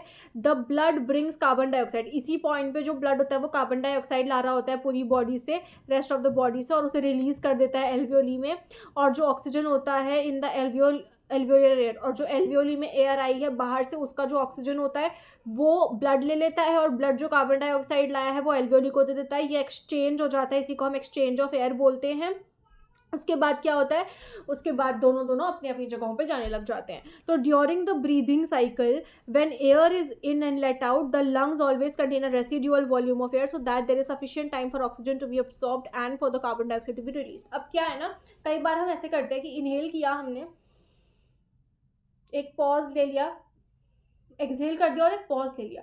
एक्सहेल कर दिया है हमने कार्बन डाइऑक्साइड निकाल लिया, ऑक्सीजन अंदर डाल दी है, और हम लोग बीच में थोड़ी देर रोक लेते हैं सांस अपनी। तो ऐसे तो सिस्टम फेल हो जाना चाहिए, क्योंकि ऑक्सीजन तो continuously each milli micro second भी चाहिए, क्योंकि ब्रेन तो फंक्शन करना स्टॉप हो जाएगा। अब ऐसा इसीलिए होता है कि सारा सिस्टम ठप नहीं पड़ता, इवन इफ थोड़ी देर के लिए हमारी सांस रुक जाए, वो इसीलिए होता है कि हमेशा हमारी जो लंग कैविटी होती है, या फिर जो भी कैविटी होती है अंदर एयर वाली, उसमें एक रेसिडुअल वॉल्यूम रहती है। रेसिडुअल वॉल्यूम यानी कि हम कितना ही एक्सहेल कर लें, थोड़ी सी एयर अंदर रहती है। वो इसीलिए ही रहती है ताकि टाइम मिल सके ब्रीद इन ब्रीद आउट करने में। ऐसा ना हो कि बीच में अगर थोड़ा सा गैप आ गया तो सारा सिस्टम फेल कर जाए, या फिर बिल्कुल ही एयर नहीं बच रही है, इसीलिए ही वो रेसिडुअल वॉल्यूम रहती है। अब क्या होता है, जब बॉडी साइज जो होता है एनिमल का वो लार्ज होता है ना, तो डिफ्यूजन जो है अलोन नहीं टेक केयर कर सकता हर चीज़ का, ऑक्सीजन का, कार्बन डाइऑक्साइड की ट्रांसपोर्ट की केयर सारी की सारी डिफ्यूजन से नहीं हो सकती। चलो डिफ्यूजन एल्वेओली के पास वाले ब्लड में चली जाएगी, लेकिन पूरी बॉडी तक चाहिए ना हमें, तो नीचे अंगूठे तक चाहिए है ब्लड ऑक्सीजन। तो फिर वो कैसे होगा? इसीलिए ही स्पेशल पिगमेंट्स हैं बॉडी में, जैसे हमारे ब्लड में रेड ब्लड सेल्स में हीमोग्लोबिन पिगमेंट है जो ऑक्सीजन से बाइंड करता है, और फिर ब्लड तो पूरी जगह ट्रांसपोर्ट कर सकता है फटाफट फटाफट, तो वो फिर ऑक्सीजन लेकर के हर पार्ट पे चला जाता है। कार्बन डाइऑक्साइड जो होता है यूजुअली ज़्यादा सॉल्यूबल होता है देन ऑक्सीजन, तो वो हमेशा घुले हुए फॉर्म में ही रहता है बॉडी के अंदर। अब हम ये जो डिड यू नो वाले, डू यू नो वाले जो भी हैं ये बॉक्सेस वो पढ़ लेते हैं। ये वाला बॉक्स पढ़ते हैं पहले। जो टोबैको होता है, अगर डायरेक्टली या फिर इनडायरेक्टली टोबैको का प्रोडक्ट यूज़ किया जाए, जैसे कि सिगरेट्स होती हैं, सिगार होता है, हुक्का होते हैं, और भी जितने भी गुटखा वगैरह ये सारी चीज़ें होती हैं, ये सब बहुत ज़्यादा हार्मफुल होते हैं। टोबैको जो होता है वो कॉमनली अफेक्ट कर देता है टंग को, लंग्स को, हार्ट को और लिवर को। जो भी टोबैको और ऐसे ही नशे वाले जो भी पैक्स आते हैं उनके बाहर हमेशा वो कैंसर की बड़ी सी पिक्चर बनी हुई रहती है। टोबैको वाले के बाहर से इवन स्मोक में जो सिगरेट्स होती है उसके बाहर से पूरा ऐसे कैंसर वगैरह दिखा करके इमेजेस होती हैं, वो एक वार्निंग होती है, ठीक है, क्योंकि ये सारी चीज़ें बहुत ज़्यादा ख़राब और हार्मफुल होती हैं। Smokeless tobacco is a major risk factor for heart attack, strokes. अब जो स्मोकलेस टबैको है, it is the major risk factor for heart attacks and strokes. जो हार्ट अटैक्स आते हैं, स्ट्रोक्स पड़ जाते हैं, वो मेजरली जो स्मोकलेस है, यानी कि एक तो स्मोकिंग वाला टबैको है, जो स्मोकलेस है, जो च्यू करते हैं टबैको, उस सबसे हार्ट अटैक और स्ट्रोक्स के केसेस बहुत बढ़ जाते हैं। जो भी पल्मोनरी डिजीजेस होती है, पल्मोनरी जो शब्द है ना वो लंग्स के लिए यूज़ किया जाता है, तो lung related, air related, breathing related जो भी डिजीजेस होते हैं वो बहुत ज़्यादा हो जाते हैं, और कैंसर्स जो होते हैं ये हो जाते हैं टोबैको के कंजम्पशन से। तो there is a high incidence of oral cancer in India due to chewing of tobacco. तो इंडिया में टोबैको च्यूइंग करने की वजह से जो ओरल कैंसर्स होते हैं वो बहुत ज़्यादा हैं in the form of gutkha, ठीक है। Stay healthy, just say no to tobacco and its product. तो ये सारी चीज़ें आपको वार्निंग दी गई है because you are teens right now, और आपको बहुत ज़्यादा पीयर प्रेशर होगा कि हाँ ये स्मोकिंग ट्राई कर रहा है, I should also try smoking. But इतना याद रख लो, स्मोक करने से, किसी भी तरीके का टोबैको खाने से, ये सारी चीज़ें करने से आप कूल नहीं बन जाते हो। जो लोग ये चीज़ें ऑलरेडी स्टार्ट कर चुके हैं, सबसे ऑलरेडी अडिक्ट हो चुके हैं, उनको मैं बिल्कुल ही बेवकूफ़ और घटिया इंसान लग रही होंगी ये बोलती हुई कि ये तो क्या ही है पता नहीं। बट स्मोकिंग, डूइंग एनी नशा, all this things doesn't make you cool, it makes you fool only and only fool, क्योंकि आपकी वो हेल्थ को डिग्रेड ही कर रहा है। You have gotten a beautiful body, a beautiful mind and a beautiful future, उसको ख़राब मत करो। At least don't make it worse for your family, because आप उतना अफेक्ट नहीं होगा, क्योंकि आपको तो क्या ही फ़र्क पड़ता है खुद से भी जो ये चीज़ें कर रहे हो, जो अडिक्टेड हो इन सब चीज़ों के लिए। ये जो ट्राई वाली चीज़ें होती हैं बाद में ट्राई करी जा सकती हैं, ट्राई के चक्कर में ही सारी चीज़ें ख़राब हो जाती हैं। Please don't do it to yourself, क्योंकि आप किसी का इतना बुरा नहीं करोगे जितना खुद के साथ करोगे due to all of these things, and also your parents, because वो तो सफ़र करेंगे ही अगर आप सफ़र करोगे तो। बाकी कोई आपका फ्रेंड्स ग्रुप, कोई जो ये प्रेशर बनाता है कर ले कर ले कर ले, लड़की है क्या, लड़की है क्या, लड़की है क्या, I have seen this in boys की लड़की है लड़की है क्या बोल के करवा देते हैं, एंड द गर्ल्स उनको ये बोल देते हैं कि अब तो हमें इंडिपेंडेंट होना है। इंडिपेंडेंट होना है, पढ़ाई करो या फिर जिस भी फील्ड में आपको जाना है, डांस करो, गाना गाओ, एक्टिंग करो, स्पोर्ट्स खेलो, जो भी आपको करना है उसमें आप मेहनत कर सकते हो। This does not make you cool. और आपकी इंडिपेंडेंस आप कितने नशे करते हो उससे डिसाइड नहीं होती, आपकी इंडिपेंडेंस उससे डिसाइड होती है कि आप कितना कमा रहे हो और आप कितना कम डिपेंडेंट हो किसी और पे, emotionally, financially, mentally, physically, everything, ठीक है। तो अब ज्ञान बहुत ज़्यादा हो चुका है, let's move to the next topic. Again अभी हम टोबैको का पढ़ रहे थे, अब हम पढ़ते हैं smoking is injurious to health. Lung cancer हो जाता है स्मोक करने से, बहुत ज़्यादा डेथ्स होती हैं वर्ल्ड में लंग कैंसर से। लंग कैंसर इतना कॉमन हो चुका है, बेसिकली कैंसर्स इतने कॉमन हो चुके हैं कि आप कैंसर का आए दिन अब सुनते रहते हो, जबकि it is a very extreme बीमारी जिसका कंप्लीट इलाज आज भी नहीं प्रेजेंट है। कंप्लीटली कोई भी गारंटी नहीं कर सकता है कि कैंसर क्योर होता है, and most of the cases में, स्पेशली उन केसेस में जहाँ पे ज़्यादा पैसे नहीं होते हैं, हम लोगों ने डेथ्स होती हुई ही देखी हैं। तो क्यों तुम लोग को मरना है, और मरना ही है तो फिर डायरेक्टली ही मरो ना, ये छोटे मोटे स्लो पॉइजन्स क्यों ले रहे हो, सीधा मर जाओ, मरना है तो। ये स्लो पॉइजन लेकर के पैसा क्यों बर्बाद करके मर रहे हो, मरना ही है तो फिर मरो, you can not do anything else, ठीक है ना। ये स्लो पॉइजन्स होते हैं, ये भी आप सेल्फ हार्म ही कर रहे हो ये सब करके भी। तो लंग कैंसर जो है is one of the common causes of deaths in the world. जो अपर पार्ट होता है रेस्पिरेटरी ट्रैक्ट का is provided with small hair like structures called as the cilia. These cilia help to remove germs, dust and other harmful particles from the inhaled air. Smoking destroys these hair, due to which germ, dust, smoke and other harmful chemicals enter lungs and cause infections, cough and even lung cancer. Lung cancer जिनको भी होता है उनको उनसे उस चीज़ से पहले बहुत ज़्यादा कफ डेवलप होने लगता है। ऐसा इसलिए होता है क्योंकि जो ऊपर वाला रेस्पिरेटरी सिस्टम है उसकी लाइनिंग में पूरा सीलिया प्रेजेंट होता है। और ये जो सीलिया होता है ना, ये बेसिकली हेयर होते हैं जो उसको इम्प्रूव करते हैं चीज़ों को और प्योरीफाई करते हैं चीज़ों को, सीलिया। तो होता ये है कि वो सीलिया डस्ट को रिमूव करने के लिए होता है और स्मोक करने की वजह से, एक्सेसिव धूम्रपान की वजह से वो सीलिया ख़राब हो जाते हैं, जिसके कारण वो जर्म्स को ट्रैप करके बाहर नहीं फेंक पाते, जिसके कारण वो जर्म्स एंटर कर जाते हैं, जिसके कारण इन्फेक्शन हो जाते हैं।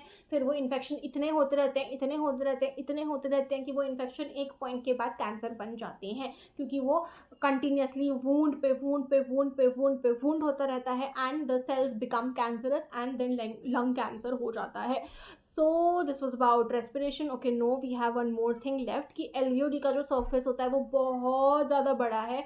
देन एक इतना कि वो 80 मीटर स्क्वायर का एरिया कवर करता है। अगर हम उसे पूरा खोल दें तो वैसे तो बहुत ज़्यादा कॉम्पैक्टली पैक्ड होता है, छोटे छोटे छोटे छोटे बलून्स जैसे होते हैं, इसलिए हमें लगता है कि छोटा सा एरिया है, बट एक्चुअली वो बहुत बड़ा होता है। अगर मान लो हमारी बॉडी में ब्लड के थ्रू ट्रांसपोर्ट नहीं हो रहा होता, सिर्फ डिफ्यूजन हो रहा होता, तो एक एस्टिमेटेड वो दे रखा है कि अगर सिर्फ डिफ्यूजन से चीज़ें जा रही होती तो एक ऑक्सीजन के मॉलिक्यूल को लंग से आपके टो तक पहुंचने के लिए 3 साल लग जाते हैं। डिफ्यूजन इतनी स्लो प्रोसेस हो जाती है इतनी कॉम्प्लेक्स ऑर्गेनिजम्स के लिए, इसीलिए हीमोग्लोबिन ब्लड बहुत ज़्यादा इंपॉर्टेंट होते हैं एज ट्रांसपोर्टेशन। इसीलिए एक छोटा सा molecule of haemoglobin is also very important, क्योंकि आपका डिफ्यूजन से काम नहीं चल सकता। हालांकि diffusion is a very good process for a single celled organism या फिर जो सिंपल एक लेयर वाले ऑर्गेनिजम्स हैं, but for multi cellular organisms diffusion काम नहीं करता है। We need to have a good circulatory system, जो कि हम नेक्स्ट टॉपिक में पढ़ने वाले हैं ट्रांसपोर्टेशन में। सो इसी के साथ हम लोग का नेक्स्ट टॉपिक शुरू होता है विच इज़ ट्रांसपोर्टेशन। तो हम लोगों ने ना रेस्पिरेशन अब कर लिया है। रेस्पिरेशन में हम लोगों ने देखा कि कैसे पहले तो इनहेलेशन एक्सहेलेशन जब हम करते हैं, ब्रीद इन करते हैं, ऑक्सीजन अंदर जाती है, फिर एल्वियोलीज पे जहाँ पे बहुत पतली सी लेयर होती है और वहाँ पे बहुत सारी ब्लड वेसल्स होती हैं, वो रिचली सप्लाइड होती है एरिया विद ब्लड वेसल्स, वहाँ पे ऑक्सीजन ब्लड में चला जाता है और जो ब्लड सारी बॉडी का कार्बन डाइऑक्साइड लाया होता है वो लंग्स में चला जाता है। फिर ये ब्लड से जो है ऑक्सीजन ट्रांसपोर्टेशन वाली प्रोसेस के थ्रू सारी सेल्स तक पहुंचता है ऑक्सीजन, और फिर ये जो ऑक्सीजन होता है ये सारी सेल्स में जाकर के रेस्पिरेशन की प्रोसेस करता है, जो कि एक केमिकल प्रोसेस होती है। उस रेस्पिरेशन की प्रोसेस में जो फूड होता है वो ब्रेक डाउन होता है और एनर्जी रिलीज़ होती है। जो एनर्जी रिलीज़ होती है उसको एनर्जी करेंसी यानी कि एटीपी में कन्वर्ट कर दिया जाता है। ठीक है, अब ऑक्सीजन का ट्रांसपोर्टेशन कैसे होता है वो हम देख लेते हैं। जो ऑक्सीजन होता है ना वो ब्लड के थ्रू ट्रांसपोर्ट होता है। Oxygen transports via blood, oxygen को ब्लड लेकर ही जाती है। ब्लड में क्या होता है, ब्लड में एक पिगमेंट होता है कॉल्ड एज हीमोग्लोबिन। हम लोगों ने कई बार सुना होगा हीमोग्लोबिन का में हीमोग्लोबिन ज़्यादा है। ब्लड को जो रेड कलर होता है ना, रेड कलर हीमोग्लोबिन ही देता है। हीमोग्लोबिन एक पिगमेंट होता है, पिगमेंट मतलब जो चीज़ कलर दे, तो हीमोग्लोबिन एक पिगमेंट है जिसमें आयरन होता है। इसीलिए सब लोग बोलते हैं कि आयरन ज़्यादा खाओ तो ब्लड बढ़ता है, बेसिकली वो हीमोग्लोबिन का कंटेंट बढ़ता है ब्लड में। तो जो कलर होता है ब्लड में वो हीमोग्लोबिन देता है और ये हीमोग्लोबिन रेड ब्लड सेल्स में प्रेजेंट होता है और रेड ब्लड सेल्स ही जो हैं रेडिश रेड कलर की होती हैं। और ये जो हीमोग्लोबिन होता है इसी से ऑक्सीजन बाइंड होता है और फिर ये जब ब्लड पूरा ट्रांसफ़र करता है पूरी बॉडी में, तो उसके साथ साथ ब्लड में ऑब्वियसली हीमोग्लोबिन है तो वो भी ट्रांसफ़र होगा और उस हीमोग्लोबिन से ऑक्सीजन जुड़ा हुआ है, तो ऐसे करके हर एक सेल को ऑक्सीजन मिल जाती है। अब जब ऑक्सीजन और हीमोग्लोबिन बाइंड करते हैं तो एक स्ट्रक्चर बनता है, उसको हम ऑक्सी हीमोग्लोबिन बोलते हैं। ऐसे करके हर एक सेल तक जो है ऑक्सीजन पहुंच जाता है। फिर अगर हम CO2 देखें तो तो CO2 जो है मोस्टली बाइकार्बोनेट आयन की तरह ट्रांसफ़र होता है, वो प्लाज्मा में घुल करके डिजॉल्व होता है। बिकॉज हम लोग को पता है कि एक हम लोगों ने सेंटेंस ऑलरेडी पढ़ा है कि जो CO2 होता है वो ज़्यादा सॉल्युबल होता है वाटर में as compare to oxygen. Breathing जैसे हम रेट है ना हमारा, कई बार जब हम रनिंग वगैरह करते हैं तो हम हाँफने लग जाते हैं, मतलब बहुत तेज तेज तेज तेज सांस लेने लग जाते हैं। तो जब कोई फिजिकल एक्सरसाइज हो या स्ट्रेस एंग्जाइटी हो रही हो, बहुत ज़्यादा टेंशन हो रही हो या बॉडी में ज़्यादा एनर्जी डिमांड हो, तो जो ब्रीदिंग का रेट है वो बढ़ जाता है। तो हम लोगों का जो ये वाला सेक्शन है रेस्पिरेशन वाला वो ख़त्म हो चुका है। अब हम लोग को आना है ट्रांसपोर्टेशन में, कि ये जो ब्लड है ये कैसे ट्रांसपोर्ट हो रहा है, जो ऑक्सीजन है वो कैसे ट्रांसपोर्ट हो रहा है, जो फूड है, जो एनर्जी है वो कैसे पहुंच रही है हर एक सेल पे। खाना हमने खाया, इधर पहुंचा, अब यहाँ से हर जगह कैसे जाएगा, वो हर सेल तक ऑक्सीजन कैसे जाएगी, हर सेल का जो वेस्ट बन रहा है यानी कि जो कार्बन डाइऑक्साइड है और जो बाकी का वेस्ट है वो कैसे ट्रांसपोर्ट करेगा, वो सब पढ़ने वाले हैं। अब जो ट्रांसपोर्टेशन का सिस्टम होता है ना, उसमें क्या क्या इन्वॉल्व है, उसमें एक तो हार्ट बहुत इंपॉर्टेंट रोल प्ले करता है, ब्लड होता है और ब्लड वेसल्स होती हैं। ठीक है, हार्ट है, ब्लड है और ब्लड वेसल्स है। तो हम लोग अभी NCERT में चलते हैं ट्रांसपोर्टेशन की, और यहाँ पे रीडिंग कर लेते हैं। तो हम लोगों ने ये वाली चीज़ें तो पढ़ी हुई हैं। इवन 9th में आपको ब्लड के बारे में पढ़ाया जाता है कि ब्लड जो है फ्लूइड कनेक्टिव टिश्यू है। अब कनेक्टिव टिश्यूज़ वो होते हैं जो डिफरेंट बॉडी पार्ट्स को कनेक्ट करते हैं। ठीक है, अब ब्लड जो है वो पूरी बॉडी में प्रेजेंट है, तो वो हमारे सर को भी टो से भी कनेक्ट करता है। ठीक है, तो ये सारी चीज़ें ब्लड के थ्रू हो रही होती है। खाना हर एक जगह पर पहुंच जाता है, तो ब्लड जो है एक ट्रांसपोर्टर है, तो इसीलिए वो कनेक्ट करता है हर बॉडी पार्ट को। तो ब्लड ट्रांसपोर्टर है, प्लस वो फ्लूइड है, तो इसीलिए ब्लड को फ्लूइड कनेक्टिव टिश्यू बोलते हैं, जिसमें मेजरली फ्लूइड पार्ट प्लाज्मा होता है। ब्लड के भी कॉम्पोनेंट्स होते हैं। ठीक है, जैसे ब्लड है तो उसके अंदर भी कंपोनेंट्स होते हैं, जैसे कि प्लाज्मा होता है जो पूरा लिक्विड पार्ट होता है, और फिर कुछ सेल्स होती हैं ब्लड के अंदर। उन सेल्स में कौन कौन आती हैं, RBC होती है, रेड ब्लड सेल्स जिनके अंदर हीमोग्लोबिन होता है, WBCs होती हैं जो इम्यूनिटी के लिए रिस्पॉन्सिबल होती है, और एक प्लेटलेट्स होती हैं जो कि क्लॉटिंग वगैरह के लिए रिस्पॉन्सिबल होती है। अभी इनके बारे में भी हम लोग पढ़ने वाले हैं। तो जो प्लाज्मा होता है वो लिक्विड कॉम्पोनेंट है, और बाकी की जो है उस प्लाज्मा में सेल्स होती हैं। तो ये सारी चीज़ें हैं। हम लोगों ने ये भी पढ़ा था कि मतलब पता ही है कि ऑक्सीजन जो है रेड ब्लड सेल्स कैरी करती हैं, और मैनी अदर सब्सटेंसेस जैसे कि सॉल्ट्स होते हैं वो भी ट्रांसपोर्ट किए जाते हैं बाय ब्लड से। इवन जो वो वाली चीज़ें हैं, वेस्ट है, वो भी ब्लड के थ्रू ही ट्रांसपोर्ट होता है। अब क्या चीज़ है ना, मान लो इधर से, अब देखो ब्लड जो है ना उसको पूरी बॉडी में सर्कुलेट करना है। ठीक है, उसको ऊपर भी जाना है, नीचे भी जाना है। अब नीचे जाना चलो फिर भी आसान है क्योंकि वो ग्रेविटी और ये सारी कॉन्सेप्ट्स, लेकिन जब ब्लड को ऊपर चढ़ना होगा तो वो कैसे चढ़ेगा। ठीक है, तो इसीलिए एक पुल वाली फोर्स होनी चाहिए, एक पुलिंग चीज़ होनी चाहिए, एक पुशिंग चीज़ होनी चाहिए जो ब्लड को पुश कर रही है हर ऑर्गन तक जाने के लिए, फिर उसे वापस ला रही है। तो ये पूरा नेटवर्क होता है ट्रांसपोर्टेशन सिस्टम का, और वो जो पुलिंग वाला ऑर्गन होता है जो एक पुल प्रोवाइड करता है, पुश देता है, उसको हम हार्ट, मतलब वो हार्ट होता है। ठीक है, और पूरा एक सिस्टम फिर होता है इसी ट्रांसपोर्टेशन से रिलेटेड। तो सबसे पहले हम लोग पढ़ने वाले हैं हार्ट के बारे में, और वेरी इंपॉर्टेंट टॉपिक, और ये आता ही आता है इससे क्वेश्चन। ठीक है, बहुत ज़्यादा इम्पॉर्टेंट है हार्ट। तो इसको मैं तुम लोग को समझाती हूँ अच्छे से एक चीटे करके। पहले तो हम लोग ये देख लेते हैं कि हार्ट क्या है। हार्ट हमारी चेस्ट में लंग्स के बीच में होता है, वो स्लाइटली लेफ्ट की तरफ टिल्टेड होता है, हल्का सा लेफ्ट की तरफ को टिल्ट होता है। बस ऐसा नहीं है कि पूरा ही लेफ्ट में ही प्लेस है, होता सेंटर में, पर लेफ्ट की तरफ टिल्टेड होता है। ठीक है, और वो मस्कुलर ऑर्गन है, पूरा मसल्स से बना हुआ होता है। कार्डियक मसल्स होती हैं जो हार्ट की मसल्स होती हैं, उनसे पूरा हार्ट बना हुआ होता है, और वो फिस्ट के साइज़ का होता है। हमारी जितनी फिस्ट होती है उतने के साइज़ का होता है। अब क्योंकि हमारी बॉडी में दो तरीके के ब्लड्स होते हैं, एक ऑक्सीजन वाला ब्लड होता है, ऑक्सीजनेटेड ब्लड, और एक कार्बन डाइऑक्साइड वाला ब्लड होता है, कार्बन डाइऑक्साइड ब्लड। बेसिकली जो ब्लड ऑक्सीजन ट्रैवल करवा रहा है और जो ब्लड कार्बन डाइऑक्साइड ट्रैवल करवा रहा है। अब क्योंकि हम ऐसे ऑर्गेनिजम्स हैं जो मैमल्स होते हैं, जो ह्यूमंस हैं, और एनिमल्स हैं जो मैमल्स हैं, और जो बर्ड्स हैं, हम लोगों को बहुत ज़्यादा एनर्जी की रिक्वायरमेंट होती है। क्यों होती है? क्योंकि जो मैमल्स होते हैं, बर्ड्स होती हैं, ये चीज़ें जो होती हैं, हम लोग ना अपना इंटरनल बॉडी टेम्परेचर मेंटेन करते हैं। हम लोगों का अगर अंदर का टेम्परेचर 37 डिग्री सेल्सियस होता है, तो बाहर चाहे -30 हो, -50 हो, माइनस कुछ भी हो, हमारी बॉडी में अंदर 37 डिग्री सेल्सियस ही मेंटेन रहता है। तो हम लोग अपना टेम्परेचर मेंटेन करते हैं, उस टेम्परेचर को मेंटेन करने के लिए एनर्जी रिक्वायर्ड होती है। सिमिलरली बर्ड्स को फ्लाइट करना होता है और उनको भी टेम्परेचर मेंटेन करना होता है, इसीलिए एनर्जी रिक्वायर्ड होती है। तो ऐसे ऑर्गेनिजम्स में जहाँ पे एनर्जी की बहुत ज़्यादा रिक्वायरमेंट है, वहाँ पे एनर्जी कैसे आएगी? रेस्पिरेशन का प्रोसेस होएगा, उसके लिए क्या इंपॉर्टेंट है? ऑक्सीजन इंपॉर्टेंट है। तो ऑक्सीजन की हमें ज़्यादा अवेलेबिलिटी, हमें ज़्यादा ज़रूरत है ना ऑक्सीजन की, क्योंकि हमें कांस्टेंट एनर्जी चाहिए, क्योंकि हमें अपना बॉडी का टेम्परेचर मेंटेन करना है, ठीक है। तो इसीलिए जो ह्यूमंस होते हैं, हम लोग होते हैं, और जो मैमल्स हैं, बर्ड्स हैं, हम लोगों में ये चीज़ें हैं कि जो ऑक्सीजनेटेड और डीऑक्सीजनेटेड ब्लड है उनको सेपरेट रखा जाता है ताकि उनकी मिक्सिंग ना हो, और जिसकी वजह से हमें ऑक्सीजन तमीज़ से मिल पाए।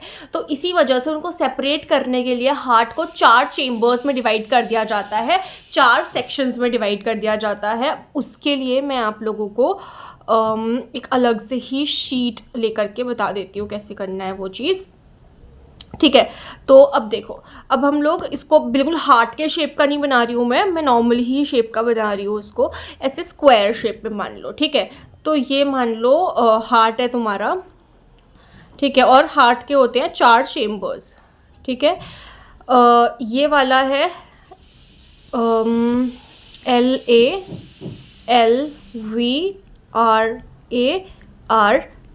अब ना इसको थोड़ा सा उल्टा लेना है। आपका जिस तरफ राइट हैंड आ रहा है उस तरफ लेफ्ट साइड लेनी है, आपका जिस तरफ राइट हैंड आ रहा है उस तरफ आपका जिस तरफ लेफ्ट हैंड आ रहा है उस तरफ राइट साइड लेनी है, आपका जिस तरफ राइट हैंड आ रहा है उस तरफ लेफ्ट साइड लेनी है, बिकॉज ऐसे हम बाहर निकाल करके पढ़ रहे, तो ऐसे कर लेना है। ये वाली जो है लेफ्ट साइड है, ये वाली जो है राइट साइड है, आप नोटबुक में बना लेना, साथ साथ में बनाओ। अब क्या है, ये लेफ्ट वाला पोर्शन है, left atrium, left ventricle, right atrium, right ventricle. Left वाली तरफ जो है ऑक्सीजनेटेड ब्लड रहता है, ऑक्सीजनेटेड जहाँ पे भी मुझे लिखना है वहाँ पे मैं O2 ब्लड लिख दूंगी, और राइट तरफ डी ऑक्सीजनेटेड ब्लड रहता है, वहाँ पे मैं DO2 लिख लूँगी।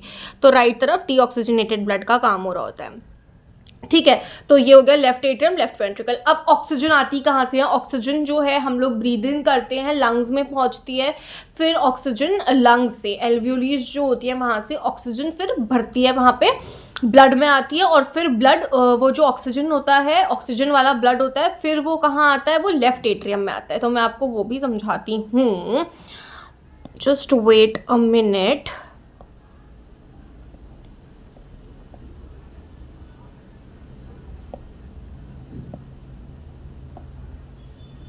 ठीक है। तो अब मान लो कि यहाँ पे जो है लंग्स हैं, ठीक है, लंग्स हैं ये, यहाँ से एक ब्लड वेसल आती है, ठीक है, एक ब्लड वेसल आएगी जो यहाँ आएगी। ये वाली ब्लड वेसल होती है पल्मोनरी वेन, ये पल्मोनरी वेन होती है। अब थोड़ा सा डिफरेंस है, नॉर्मली बॉडी की जितनी भी आर्टरीज हैं वो ऑक्सीजनेटेड ब्लड कैरी करेंगी और ब्लड को हार्ट से दूर ले जाएंगी, लेकिन पल्मोनरी वाले सिस्टम में, पल्मोनरी वहाँ पे यूज़ होता है जहाँ पे लंग हार्ट का वो हो, पल्मोनरी बेसिकली लंग्स के लिए यूज़ होता है। तो जो पल्मोनरी आर्टरीज होंगी या पल्मोनरी वेन्स होंगी उनका थोड़ा सा उल्टा होता है। अभी मैं पहले आपको नॉर्मल वाला बता देती हूँ। नॉर्मली क्या होता है, नॉर्मल सिचुएशन में जो भी आर्टरी होती है वो ऑक्सीजनेटेड ब्लड लेती है और हार्ट से दूर ले जाती है उस ऑक्सीजनेटेड ब्लड को, और जो वेन्स होती हैं वो डीऑक्सीजनेटेड ब्लड कैरी करती है, कार्बन डाइऑक्साइड वाला, और उस कार्बन डाइऑक्साइड वाले ब्लड को हार्ट की तरफ लेकर के जाती है, ठीक है। लेकिन जो लंग्स वाला सिचुएशन होता है, लंग्स में वेन के अंदर होता है कार्बन डाइऑक्साइड और वो हार्ट को लेकर आती है ब्लड, और आर्टरी में होता है डीऑक्सीजनेटेड ब्लड और वो हार्ट से दूर लेकर जाती है, ठीक है, वो हार्ट से दूर लेकर जाती है, यस। डीऑक्सीजनेटेड वाले ब्लड को पल्मोनरी आर्टरी बोलते हैं उसको, और वो डीऑक्सीजनेटेड ब्लड कैरी करती है, ठीक है। तो पल्मोनरी वेन है वो, उसके अंदर होएगा ऑक्सीजनेटेड ब्लड। पल्मोनरी वेन जो है ऑक्सीजनेटेड ब्लड कैरी करेगी और वो ऑक्सीजनेटेड ब्लड आएगा लंग्स से टूवर्ड्स द हार्ट, और वो ऑक्सीजनेटेड ब्लड पोर कर दिया जाएगा इनटू लेफ्ट एट्रियम। अब जब लेफ्ट एट्रियम में ये ऑक्सीजन वाला ब्लड भर रहा होगा तो जो लेफ्ट एट्रियम है वो रिलैक्स्ड पोजीशन में होगा, ठीक है, वो रिलैक्स पोजीशन में होगा, ऑक्सीजनेटेड ब्लड उसमें भरा। फिर जब ऑक्सीजनेटेड ब्लड लेफ्ट एट्रियम में भर गया उसके बाद लेफ्ट एट्रियम कॉन्ट्रैक्ट करेगा और लेफ्ट वेंट्रिकल रिलैक्स करेगा। Left atrium contract, left ventricle relax कर रहा है, तो जो ब्लड था ऑक्सीजनेटेड वो अब लेफ्ट वेंट्रिकल में भर गया। और अब जो ब्लड लेफ्ट वेंट्रिकल में आया है ऑक्सीजन वाला, O2 वाला ब्लड, वो पहले जाएगा अओर्टा में। अओर्टा होती है सबसे बड़ी आर्टरी, ये होती है लार्जेस्ट आर्टरी, सबसे बड़ी जो आर्टरी होती है, ठीक है। ये ब्लड अओर्टा के थ्रू फिर सारी आर्टरीज में जाएगा, डिफरेंट, और फिर पूरी बॉडी की सेल्स में जाएगा। फिर ये जो ऑक्सीजनेटेड ब्लड है वो सारी बॉडी की सेल्स में चला जाएगा, ओके। अब हम देख लेते हैं डीऑक्सीजनेटेड ब्लड का क्या होता है। पहले बॉडी की जितनी भी सेल्स हैं, ठीक है, बॉडी की सारी सेल्स हैं, उन बॉडी की सेल्स से डीऑक्सीजनेटेड ब्लड किसने उठाया? वेन्स ने उठाया, वेन्स ने उठाया। फिर वेन्स ने क्या किया? उसी डीऑक्सीजनेटेड ब्लड को, जो सबसे बड़ी वेन होती है, सबसे बड़ी आर्टरी अओर्टा, सबसे बड़ी वेन वेना कावा, तो सबसे बड़ी वेन वेना कावा में ये डीऑक्सीजनेटेड ब्लड को डाल दिया। फिर ये वेना कावा जो है ये डीऑक्सीजनेटेड ब्लड सारा का सारा राइट एट्रियम में पोर कर देगा, ये डीऑक्सीजनेटेड वाला ब्लड। अब राइट एट्रियम रिलैक्स कर रहा होगा जब ये वाला भरेगा, सॉरी हाँ रिलैक्स कर रहा होगा। रिलैक्स करने को हम बोलते हैं डायस्टोल, कॉन्ट्रैक्ट करने को बोला जाता है सिस्टोल, ठीक है। तो राइट एट्रियम किस सिचुएशन में होगा? डायस्टोल वाली सिचुएशन में होगा, रिलैक्स सिचुएशन में होगा, उसमें भरेगा। फिर राइट एट्रियम कॉन्ट्रैक्ट करेगा, राइट वेंट्रिकल रिलैक्स कर रहा होगा, तब जो है वो डीऑक्सीजनेटेड ब्लड, कार्बन डाइऑक्साइड वाला ब्लड भरेगा राइट वेंट्रिकल में। उसके बाद क्या होगा? उसके बाद निकलेगी यहाँ से पल्मोनरी आर्टरी, ये राइट एट्रियम से फिर निकलेगी एक पल्मोनरी आर्टरी जो कि जाएगी लंग्स को डीऑक्सीजनेटेड ब्लड देने, ठीक है, लंग्स तक जाएगी। वहाँ पे डीऑक्सीजनेटेड ब्लड में से ऑक्सीजन लंग्स में डाल दिया जाएगा, सॉरी कार्बन डाइऑक्साइड लंग्स में डाल दिया जाएगा, और फिर लंग्स से ऑक्सीजन ले लिया जाएगा। ऑक्सीजन ले लेंगे तो फिर वो ऑक्सीजनेटेड ब्लड बन जाएगा और वो फिर से ये वाला पाथवे फॉलो करेगा। तो ये घूमने वाला पाथवे चलता रहता है कि पहले लंग्स हैं, लंग्स से ब्लड गया, ऑक्सीजन भर करके ब्लड गया left atrium, then left ventricle, then aorta, उसके बाद सारी छोटी छोटी आर्टरीज के थ्रू सारी बॉडी की सेल्स में गया। फिर वहाँ पे ऑक्सीजन यूटिलाइज हुआ, यानी कि रेस्पिरेशन हुआ, कार्बन डाइऑक्साइड बना। अब जो वो कार्बन डाइऑक्साइड था क्योंकि वो वेस्ट था, तो वो बॉडी की सेल्स जो हैं वो डीऑक्सीजनेटेड कार्बन डाइऑक्साइड वाले ब्लड को वेन्स में भर देती हैं। फिर जो सारी छोटी छोटी वेन्स होती है वो मिल करके सबसे बड़ी वेन जो कि होती है वेना कावा वो बनाती हैं। फिर वो डीऑक्सीजनेटेड ब्लड वेना कावा में जाता है, फिर ये वेना कावा जो है उसे राइट एट्रियम में पोर कर देती है। फिर राइट एट्रियम से जाता है राइट वेंट्रिकल में, फिर जो राइट वेंट्रिकल होता है वो उससे जाता है ये डीऑक्सीजनेटेड ब्लड ट्रैवल करके जाता है लंग्स में। फिर लंग्स में इस ब्लड का प्योरिफिकेशन होता है, कार्बन डाइऑक्साइड बाहर फेंक दिया जाता है, ऑक्सीजन लिया जाता है, फिर ये पूरी प्रोसेस दोबारा से फॉलो होती है। ये हम लोग ह्यूमन हार्ट पढ़ रहे हैं, ठीक है, 4 चेम्बर वाला। अब क्या होता है, क्योंकि जो वेंट्रिकल्स है, वेंट्रिकल्स से पंप होता है, ब्लड पंप होता है, इसकी वजह से जो वेंट्रिकल्स होते हैं उनकी वॉल्स थोड़ी सी थिक होती हैं। एंड सिमिलरली क्योंकि जो आर्टरीज होती हैं, जो आर्टरीज है सारी की सारी वो ब्लड हार्ट से दूर लेकर जा रही हैं, आर्टरीज ब्लड हार्ट से दूर लेकर के जा रही हैं। तो आर्टरीज जब ब्लड हार्ट से दूर जाता है तो ब्लड हार्ट उसे पंप करके भेज रहा है। पंप कर रहा है मतलब प्रेशर ज़्यादा है, प्रेशर ज़्यादा होने की वजह से चांसेस होते हैं कि कहीं फट ना जाए, इसी वजह से आर्टरीज की वॉल थिक होती है। और जो वेन्स होती है, वेन्स तो हार्ट की तरफ ब्लड लेकर जा रही है, वेन्स तो दूसरे बॉडी पार्ट से लेकर जा रही है ना ब्लड को, और दूसरे बॉडी पार्ट्स थोड़ी ना पंप करके भेजते हैं, वो तो पोर कर देते हैं, इसीलिए वेन्स थोड़ी पतली होती है। लेकिन जो वेन्स होती हैं उनमें वॉल्व्स प्रेजेंट होती हैं। वॉल्व्स क्या करती है ना, ऐसे फ्लैप जैसा होता है, वो बंद हो जाता है। जैसे किसी ऑर्गन से मानो डीऑक्सीजनेटेड ब्लड निकला बाहर को, तो फिर उसकी वॉल्व्स बंद हो जाएंगी ताकि वो डीऑक्सीजनेटेड ब्लड वापस ना आ जाए, बैक फ्लो ना हो जाए।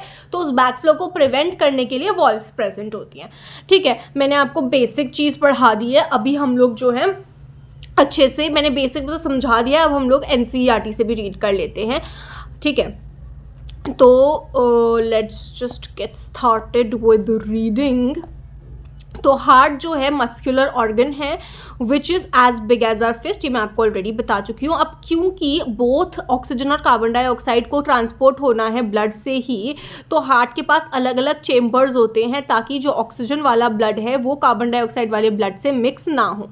जो कार्बन डाइऑक्साइड रिच ब्लड है उसको वापस लंग्स पे जाना है ताकि कार्बन डाइऑक्साइड रिमूव हो सके, और जो ऑक्सीजनेटेड ब्लड है जो लंग्स से ऑक्सीजन है जो लंग्स से आ रही है और फिर ऑक्सीजनेटेड ब्लड बन रहा है उसको लंग्स से कहाँ लाना है, हार्ट में लाना है। तो ये जो ऑक्सीजन रिच ब्लड होता है फिर हार्ट से वो पूरी बॉडी में पंप किया जाता है, ये मैं आपको ऑलरेडी बता चुकी हूँ, ठीक है। अब हम इस प्रोसेस को स्टेप बाय स्टेप देखते हैं। जो ऑक्सीजन रिच ब्लड होता है फ्रॉम द लंग्स, ऑक्सीजन वाला ब्लड जो है लंग से वो आता है, comes to the thin walled upper chamber of the heart on the left called as the left atrium. मैंने बताया था जो ऊपर वाले चेम्बर्स होते हैं, एट्रियम्स होते हैं, वो थोड़े से पतले वॉल्स वाले होते हैं क्योंकि उन्हें पंप नहीं करना पड़ता, बट जो वेंट्रिकल्स होते हैं क्योंकि उन्हें पंप करना है ब्लड हर जगहों पे, तो प्रेशर देना है, इस वजह से वो वेंट्रिकल्स की वॉल थिक होती है। तो लेफ्ट एट्रियम में ऑक्सीजन वाला ब्लड आया, लेफ्ट एट्रियम रिलैक्स करता है, जब रिलैक्स करेगा तब भरेगा खून, और जब वो चीज़ पार्ट कॉन्ट्रैक्ट करेगा तब वो दूसरे वाले सेक्शन में भरेगा खून को, ठीक है।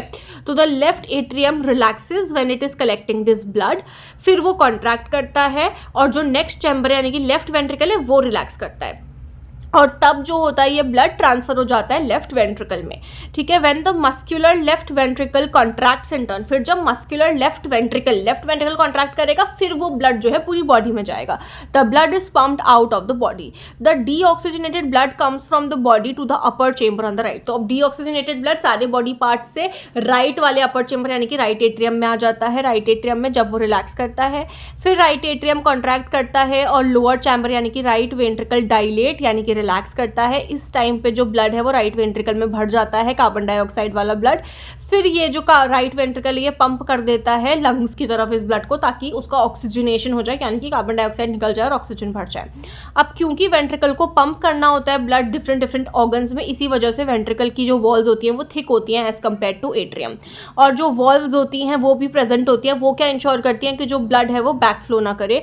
The blood does not flow backwards when the atria और वेंट्रिकल कॉन्ट्रैक्ट। तो एट्रियम वेंट्रिकल्स के बीच में भी फ्लैप्स प्रेजेंट होती हैं। अब हम देख लेते हैं ऑक्सीजन एंटर्स, ऑक्सीजन कैसे एंटर कर रहा है blood in the lungs. The separation of right and the left side of the heart is useful to keep oxygenated and deoxygenated blood from mixing। ये मैंने आपको ऑलरेडी बता दिया, उनको मिक्स नहीं करना है इसीलिए चेम्बर्स में डिवाइडेड होते हैं। ये सेपरेशन इसीलिए इंपॉर्टेंट होता है क्योंकि फिर जो ऑक्सीजन का सप्लाई है वो बहुत ज़्यादा एफिशिएंट बन जाता है। अब क्योंकि जो ये वाला सिस्टम 4 चेम्बर वाला सेपरेटेड चेम्बर्स वाला ये मैमल्स और रेप्टाइल्स में इंपॉर्टेंट होता है, सॉरी मैमल्स और बर्ड्स में इंपॉर्टेंट होता है क्योंकि हमारी एनर्जी डिमांड हाई होती है, और एनर्जी डिमांड हाई है यानी कि ऑक्सीजन की भी रिक्वायरमेंट ज़्यादा होगी और ऑक्सीजन एफिशिएंटली तभी ट्रांसफर होगा जब सब कुछ सेपरेट होगा ऑक्सीजन और कार्बन डाइऑक्साइड का। तो ये यूजफुल होता है उन एनिमल्स में जिनके पास हाई एनर्जी नीड्स होती हैं, जैसे कि बर्ड्स और मैमल्स जो कॉन्स्टेंटली यूज करते हैं एनर्जी को to maintain their body temperature. अब कुछ एनिमल्स ऐसे भी होते हैं जिनको एनर्जी की जरूरत नहीं होती, वो बाहर के टेम्परेचर के हिसाब से अपनी बॉडी का टेम्परेचर चेंज कर लेते हैं, उनको अपना बॉडी टेम्परेचर कॉन्स्टेंट नहीं रखना, जैसे कि रेप्टाइल्स होते हैं, एम्फीबियंस होते हैं, फ्रॉग वगैरह हैं, जो स्नेक्स हैं, ये सारे जो होते हैं इनके पास 3 चेम्बर का हार्ट होता है क्योंकि और 3 चेम्बर का हार्ट है तो इनका वेंट्रिकल एक ही होता है, तो मिक्सिंग हो जाती है ब्लड की, और ये लोग थोड़ी बहुत मिक्सिंग को बेयर कर लेते हैं क्योंकि इनकी एनर्जी डिमांड उतनी हाई नहीं है जितनी मैमल्स और बर्ड्स की है। तो इसीलिए रेप्टाइल्स एम्फीबियंस में 3 चेम्बर वाला हार्ट होता है। क्रोकोडाइल जो होता है एक्सेप्शन है, crocodile is a reptile but crocodile में 4 चेम्बर वाला हार्ट होता है। और जो फिशेस होती है, फिशेस में तो 2 ही चेम्बर वाला हार्ट होता है, एक एट्रियम होता है एक वेंट्रिकल होता है, तो उसमें तो कार्बन डाइऑक्साइड ऑक्सीजन वाला सब मिक्स हो रहा होता है, ठीक है। फिशेस में क्या होता है, जो ब्लड होता है वो गिल्स तक जाता है, गिल्स में ऑक्सीजन आती है, ऑक्सीजन ब्लड में चला जाता है, कार्बन डाइऑक्साइड बाहर निकल जाता है, ऐसे हो जाता है। तो इनमें तो बस एक ही बार सर्कुलेशन होता है क्योंकि ब्लड जो है हार्ट से एक ही बार पास होता है। लेकिन हमने जैसे अभी ह्यूमन्स का पढ़ा, एक बार 2 साइकिल्स 2 बार ब्लड हार्ट में आ रहा है, वो सेम ब्लड, पहले ऑक्सीजन वाला फिर कार्बन डाइऑक्साइड वाला। तो इसीलिए हम लोगों की जो होती है इसको हम डबल सर्कुलेशन बोलते हैं क्योंकि एक ही साइकिल में ब्लड हार्ट से 2 बार गुजर रहा है। एक बार लंग से जो आया था वो ऑक्सीजन वाला गया, देखो ये हार्ट है, यहाँ पे हार्ट है, इधर लंग्स है, इधर पूरी बॉडी पार्ट। अभी एग्जाम्पल के लिए ले रही हूँ, लंग्स ऊपर है, बीच में हार्ट है और इधर सारे बॉडी पार्ट्स है। ऑक्सीजनेटेड ब्लड आया, हार्ट में गया, अब एक बार हार्ट में चला गया है, फिर ऑक्सीजन वाला जो है पूरी बॉडी में गया, अब बॉडी से कार्बन डाइऑक्साइड वाला आया, वो फिर हार्ट में गया, अब दूसरी बार आ गया। एक ही साइकिल चल रही है, ये पूरी एक साइकिल है और इसमें 2 बार हार्ट से ब्लड पास हो रहा है। इसीलिए हम लोग जो ह्यूमंस का होता है उसको डबल सर्कुलेशन बोलते हैं उसको। अब ब्लड प्रेशर की बात करते हैं हम, क्योंकि ब्लड को पंप किया जाता है तो जो वॉल्स होती हैं, ब्लड वेसल्स हैं, जैसे ये एट्रियम है मान लो, तो जो ब्लड जा रहा है वो थोड़ा सा प्रेशर एक्सर्ट करता है वॉल्स में, तो उसी प्रेशर को हम लोग ब्लड प्रेशर बोल देते हैं। तो the blood exerts against the walls of the vessel and it is called as the blood pressure. ये प्रेशर जो है आर्टरीज में बहुत ज़्यादा होता है, क्योंकि आर्टरीज का जो ब्लड है वो कहाँ से आता है, आर्टरीज में हार्ट पंप करता है ब्लड। आर्टरीज जो हैं वो ब्लड को हार्ट से ले जाती हैं बॉडी पार्ट्स की तरफ, तो जो आर्टरीज हैं, जो हार्ट है वो ब्लड को पंप करके भेजता है, मतलब बहुत हाई प्रेशर वाला ब्लड होता है आर्टरीज में। वेन्स में इतना ज़्यादा प्रेशर वाला ब्लड नहीं होता है, इसी वजह से जो आर्टरीज होती हैं उनकी वॉल्स काफ़ी थिक होती हैं एज़ कम्पेयर टू वेन्स की वॉल। ठीक है, तो यही रीज़न है जिसकी वजह से जो आर्टरीज होती हैं उनकी वॉल्स थिक होती हैं। ठीक है, अब हम लोग, मैंने बताया था आपको, जो कॉन्ट्रैक्शन होता है उसको सिस्टोल बोलते हैं और रिलैक्सेशन होता है उसको डायस्टोल बोलते हैं। रिलैक्सेशन के तरफ के वक्त और कॉन्ट्रैक्शन के वक्त प्रेशर्स अलग अलग होते हैं। ठीक है, अब जो नॉर्मल सिस्टोलिक प्रेशर है, मतलब नॉर्मल वाला जो कॉन्ट्रैक्शन के वक्त प्रेशर है वो 120 mm ऑफ एच जी होता है। mm of H G unit है प्रेशर मेजर करने की। और जो डायस्टोल यानी कि रिलैक्सेशन के वक्त 80 mm ऑफ एच जी के नॉर्मल सिचुएशन से, ये भी बहुत इंपॉर्टेंट है, आपको यार ये नंबर्स वगैरह याद होने चाहिए। ये भी बहुत इंपॉर्टेंट लाइन है कि जो ब्लड प्रेशर होता है वो कौन सी डिवाइस मेजर करती है। स्फिग्मोमैमोमीटर एक डिवाइस होती है, स्फिग्मोमैमोमीटर एक डिवाइस होती है जो कि ब्लड प्रेशर को कैलकुलेट करती है। जब ब्लड प्रेशर ज़्यादा हो जाता है तो इस सिचुएशन को हम हाइपरटेंशन बोलते हैं। और कई बार आपने सुना होगा कि हाइपरटेंशन की वजह से कभी दिमाग की, आँखों की नसें फट जाती हैं। जिन लोगों को high BP, high blood pressure की प्रॉब्लम्स होती हैं, हाई ब्लड प्रेशर को हाइपरटेंशन कहा जाता है, क्योंकि आर्टरीज में इतना ज़्यादा वो प्रेशर बन जाता है कि वो झेल नहीं पाती हैं ब्लड, और वो रप्चर हो जाती हैं, पंक्चर हो जाती हैं। इसीलिए इसी को हाइपरटेंशन इज़ वेरी बैड, और वो फिर हैमरेज, ब्रेन हैमरेज वगैरह भी कॉज कर देते हैं। अब हम पढ़ लेते हैं एक बार ब्लड वेसल्स के बारे में। 2 मैं ऑलरेडी आपको बता चुकी हूँ चीज़ें, मेजॉरिटी की, कौन सी पतली है, कौन सी मोटी है, किस में प्रेशर ज़्यादा है, किस में कम है। तो let's now study about blood vessels. ठीक है, आर्टरीज वो वाली वेसल्स होती हैं, अभी ही बताया था कि आर्टरीज क्या करती हैं। Arteries are the vessels which carry blood away from the heart to various organs of the body. और क्योंकि जो ब्लड है वो इमर्ज कर रहा है from the heart under high pressure, तो आर्टरीज के पास थिक और इलास्टिक वॉल्स होती हैं। वेन्स कलेक्ट करती हैं ब्लड को डिफरेंट ऑर्गन्स में से और उसको हार्ट की तरफ वापस ले जाती हैं। अब उनको ज़्यादा थिक वॉल्स नहीं चाहिए, क्योंकि ब्लड अब प्रेशर में नहीं होता, क्योंकि ब्लड जब ऑर्गन से आ रहा है तो वो प्रेशर में है नहीं। इंस्टेड उसके पास वॉल्व्स होती हैं जो कि प्रिवेंट करती हैं कि गलत डायरेक्शन में ब्लड ना चले जाए। अब जब ब्लड रीच करता है to any organ and tissue, जो आर्टरीज होती हैं वो छोटे छोटे ब्रांचेस में डिवाइड हो जाती हैं और बहुत पतली सी में कन्वर्ट हो जाती है, जिनको हम बोलते हैं कैपिलरीज। वो कैपिलरीज जो होती हैं इतनी पतली होती हैं कि उसमें बस उसकी जो लेयर होती है वो बस एक ही सेल की होती है। फिर वहाँ पे जो है वो डिफ्यूजन का प्रोसेस होता है और ऑक्सीजन चला जाता है सेल्स में, कार्बन डाइऑक्साइड आ जाता है कैपिलरीज में। फिर ये जो कैपिलरीज होती हैं आर्टरी की, ये जुड़ जाती हैं वेन्स में और ये सारा डीऑक्सीजनेटेड ब्लड वहाँ चला जाता है। यही बेसिकली चीज़ होती है। अब प्लेटलेट्स, हमने देखा है कि कई बार कट लग जाते हैं। जब कट लग जाते हैं तो खून निकलता है थोड़ी देर तक, फिर थोड़ी देर बाद वहाँ पे कुछ पपड़ी सी जम जाती है, उसको हम ब्लड क्लॉट बोलते हैं और ये काम प्लेटलेट्स कराता है। प्लेटलेट्स बहुत ज़्यादा इंपॉर्टेंट होती है हमारे ब्लड में, बिकॉज अगर प्लेटलेट्स ना हो तो एक कट लगेगा और ब्लड बहता जाएगा। इवन एक छोटा कट भी आपकी जान ले सकता है अगर प्लेटलेट्स प्रेजेंट ना हो। बट क्योंकि प्लेटलेट्स प्रेजेंट होती हैं तो एक कट लगता है, उसके बस बहुत जल्दी ही, अगर छोटा कट है तो बहुत जल्दी ही प्लेटलेट्स वहाँ पे जो है क्लॉटिंग कर देती है, जिस वजह से ब्लड का लॉस प्रिवेंट किया जा सकता है। तो ब्लड प्लेटलेट्स क्या करती हैं, दे सर्कुलेट अराउंड द बॉडी और प्लग कर देती है इन लीक्स को। जहाँ पे लीक कट हुआ है वहाँ पे प्लग कर देती है, कुछ फाइबर्स वगैरह जमा देती है, जिसको हम ब्लड क्लॉट बोलते हैं। तो ये ब्लड लॉस को प्रिवेंट करता है इंजरी के वक्त। फिर हम लोगों ने पढ़ना है लिम्फ। लिम्फ एक अनदर बहुत इंपॉर्टेंट फ्लूइड होता है। अब क्या होता है, जब कैपिलरीज, जैसे ये आर्टरीज हैं और ये कैपिलरीज हैं और यहाँ पे ये वाला सेक्शन जो है मान लो कैपिलरीज है, ये आर्टरी है, ये वेन है, जब, और ये पूरा ऐसे टिश्यू वाला एरिया है, ठीक है, ये पूरा ऐसे टिश्यू वाला एरिया है। अब जब यहाँ से ब्लड जाता है तो वो इतने हाई प्रेशर में होता है कि वो थोड़ा सा ब्लड यहाँ पे टिश्यू की सेल्स के बीच में लीक हो जाता है। तो उस ब्लड को जो लीक हो जाता है वो ब्लड नहीं होता है, वो प्लाज्मा होता है मेजरली, उसमें थोड़े बहुत प्रोटीन्स होते हैं। वो जो ब्लड छन जाता है और वो टिश्यू के बीच में होता है तो उसको हम इंटरसेलुलर फ्लूइड बोलते हैं या फिर टिश्यू फ्लूइड बोलते हैं, ठीक है। तो यही होता है कि जो पोर्स प्रेजेंट होते हैं वॉल्स ऑफ कैपिलरीज में, थोड़ा सा प्लाज्मा प्रोटीन वगैरह एस्केप कर जाता है इंटरसेलुलर स्पेसेस में in the tissue to form the tissue fluid या फिर लिम्फ, ठीक है। सेल्स के बीच में होता है वो फ्लूइड और ये भी बहुत इंपॉर्टेंट रोल प्ले करता है। ये कलरलेस होता है क्योंकि आरबीसीज वगैरह नहीं छनती हैं, तो ये कलरलेस ब्लड होता है क्योंकि आरबीसी की वजह से ही कलर आता है, पिगमेंट आता है। ये कलरलेस होता है और इसमें प्रोटीन्स भी कम होते हैं as compare to the blood, ठीक है। फिर ये जो लिम्फ होता है ना, लिम्फ का फिर अलग सिस्टम चल रहा होता है। जैसे नॉर्मल ब्लड का आर्टरीज हैं, वेन्स हैं, ये अलग सिस्टम चल रहा है, वैसे ही लिम्फ का एक अपना अलग सिस्टम चल रहा होता है जिसमें लिम्फ की आर्टरीज है, लिम्फ की वेन्स हैं, लिम्फ के पूरा लिम्फैटिक सिस्टम है, ठीक है। तो यही सारी चीज़ें हैं कि लिम्फ के बाद लिम्फैटिक कैपिलरीज में ये लिम्फ जाता है, फिर फ्रॉम द इंटरसेलुलर स्पेसेस, उसके बाद लार्ज लिम्फ वेसल्स होती हैं और फिर फाइनली ये लार्जर वेन्स में चला जाता है। मतलब ऐसा नहीं कि ब्लड जो है छनता जा रहा है और फिर वेसल से ख़त्म हो गया और सारा इंटरसेलुलर स्पेसेस में भर गया, नहीं, वो आता है, वो थोड़ा बहुत अपना जो उसका काम होता है वो फिनिश करता है और फिर वापस चला जाता है, ब्लड में ही जुड़ जाता है वापस। लिम्फ का काम क्या क्या होता है कि ये इंटरसेलुलर स्पेसेस में जा करके वापस ब्लड में आ जा रहा है, तो जा ही क्यों रहा है जब उसका कुछ काम नहीं है। तो ऐसा नहीं होता है, लिम्फ का अपना एक अलग काम होता है। लिम्फ जो है डाइजेस्टेड और अब्जॉर्ब्ड फैट को कैरी करता है, इंटेस्टाइन में जो भी डाइजेस्टेड और अब्जॉर्ब्ड फैट होता है उसको कैरी करता है, और जो एक्सेस फ्लूइड होता है उसको एक्स्ट्रा सेलुलर स्पेसेस में उसको ब्लड में वापस भेज देता है। ये लिम्फ का काम था।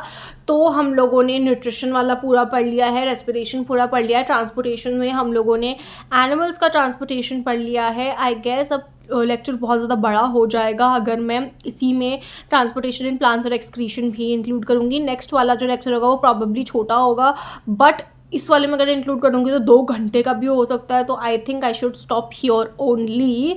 सो yeah that's it for this one. अच्छे से रिवाइज कर लेना और अगले दिन का लेक्चर बिल्कुल भी नहीं मिस करना, एग्जैक्टली इसी टाइम पे रोज़ अपलोड होगा, ठीक है। सो yeah that's it for this video. I hope तुम लोगों को सब कुछ समझ में आया है, और अगर आया है तो मुझे थम्स अप दे दो कमेंट सेक्शन में, और जो चीज़ें नहीं समझ में आई हैं मुझे वो भी बता दो। अगर मैंने कुछ गलत बोल दिया हो फ्लो में तो मुझे प्लीज़ वो भी कमेंट कर दो। मैं उससे अगर वो सच में गलत होगा तो आई विल अपोलोजाइज़। और कुछ भी अगर तुमको नहीं समझ में आया है या गलत लगा है तो I am really very very sorry, it was not intentional obviously. So yeah that's it for this one. मिलते हैं अपनी अगली क्लास में। Bye bye, happy learning.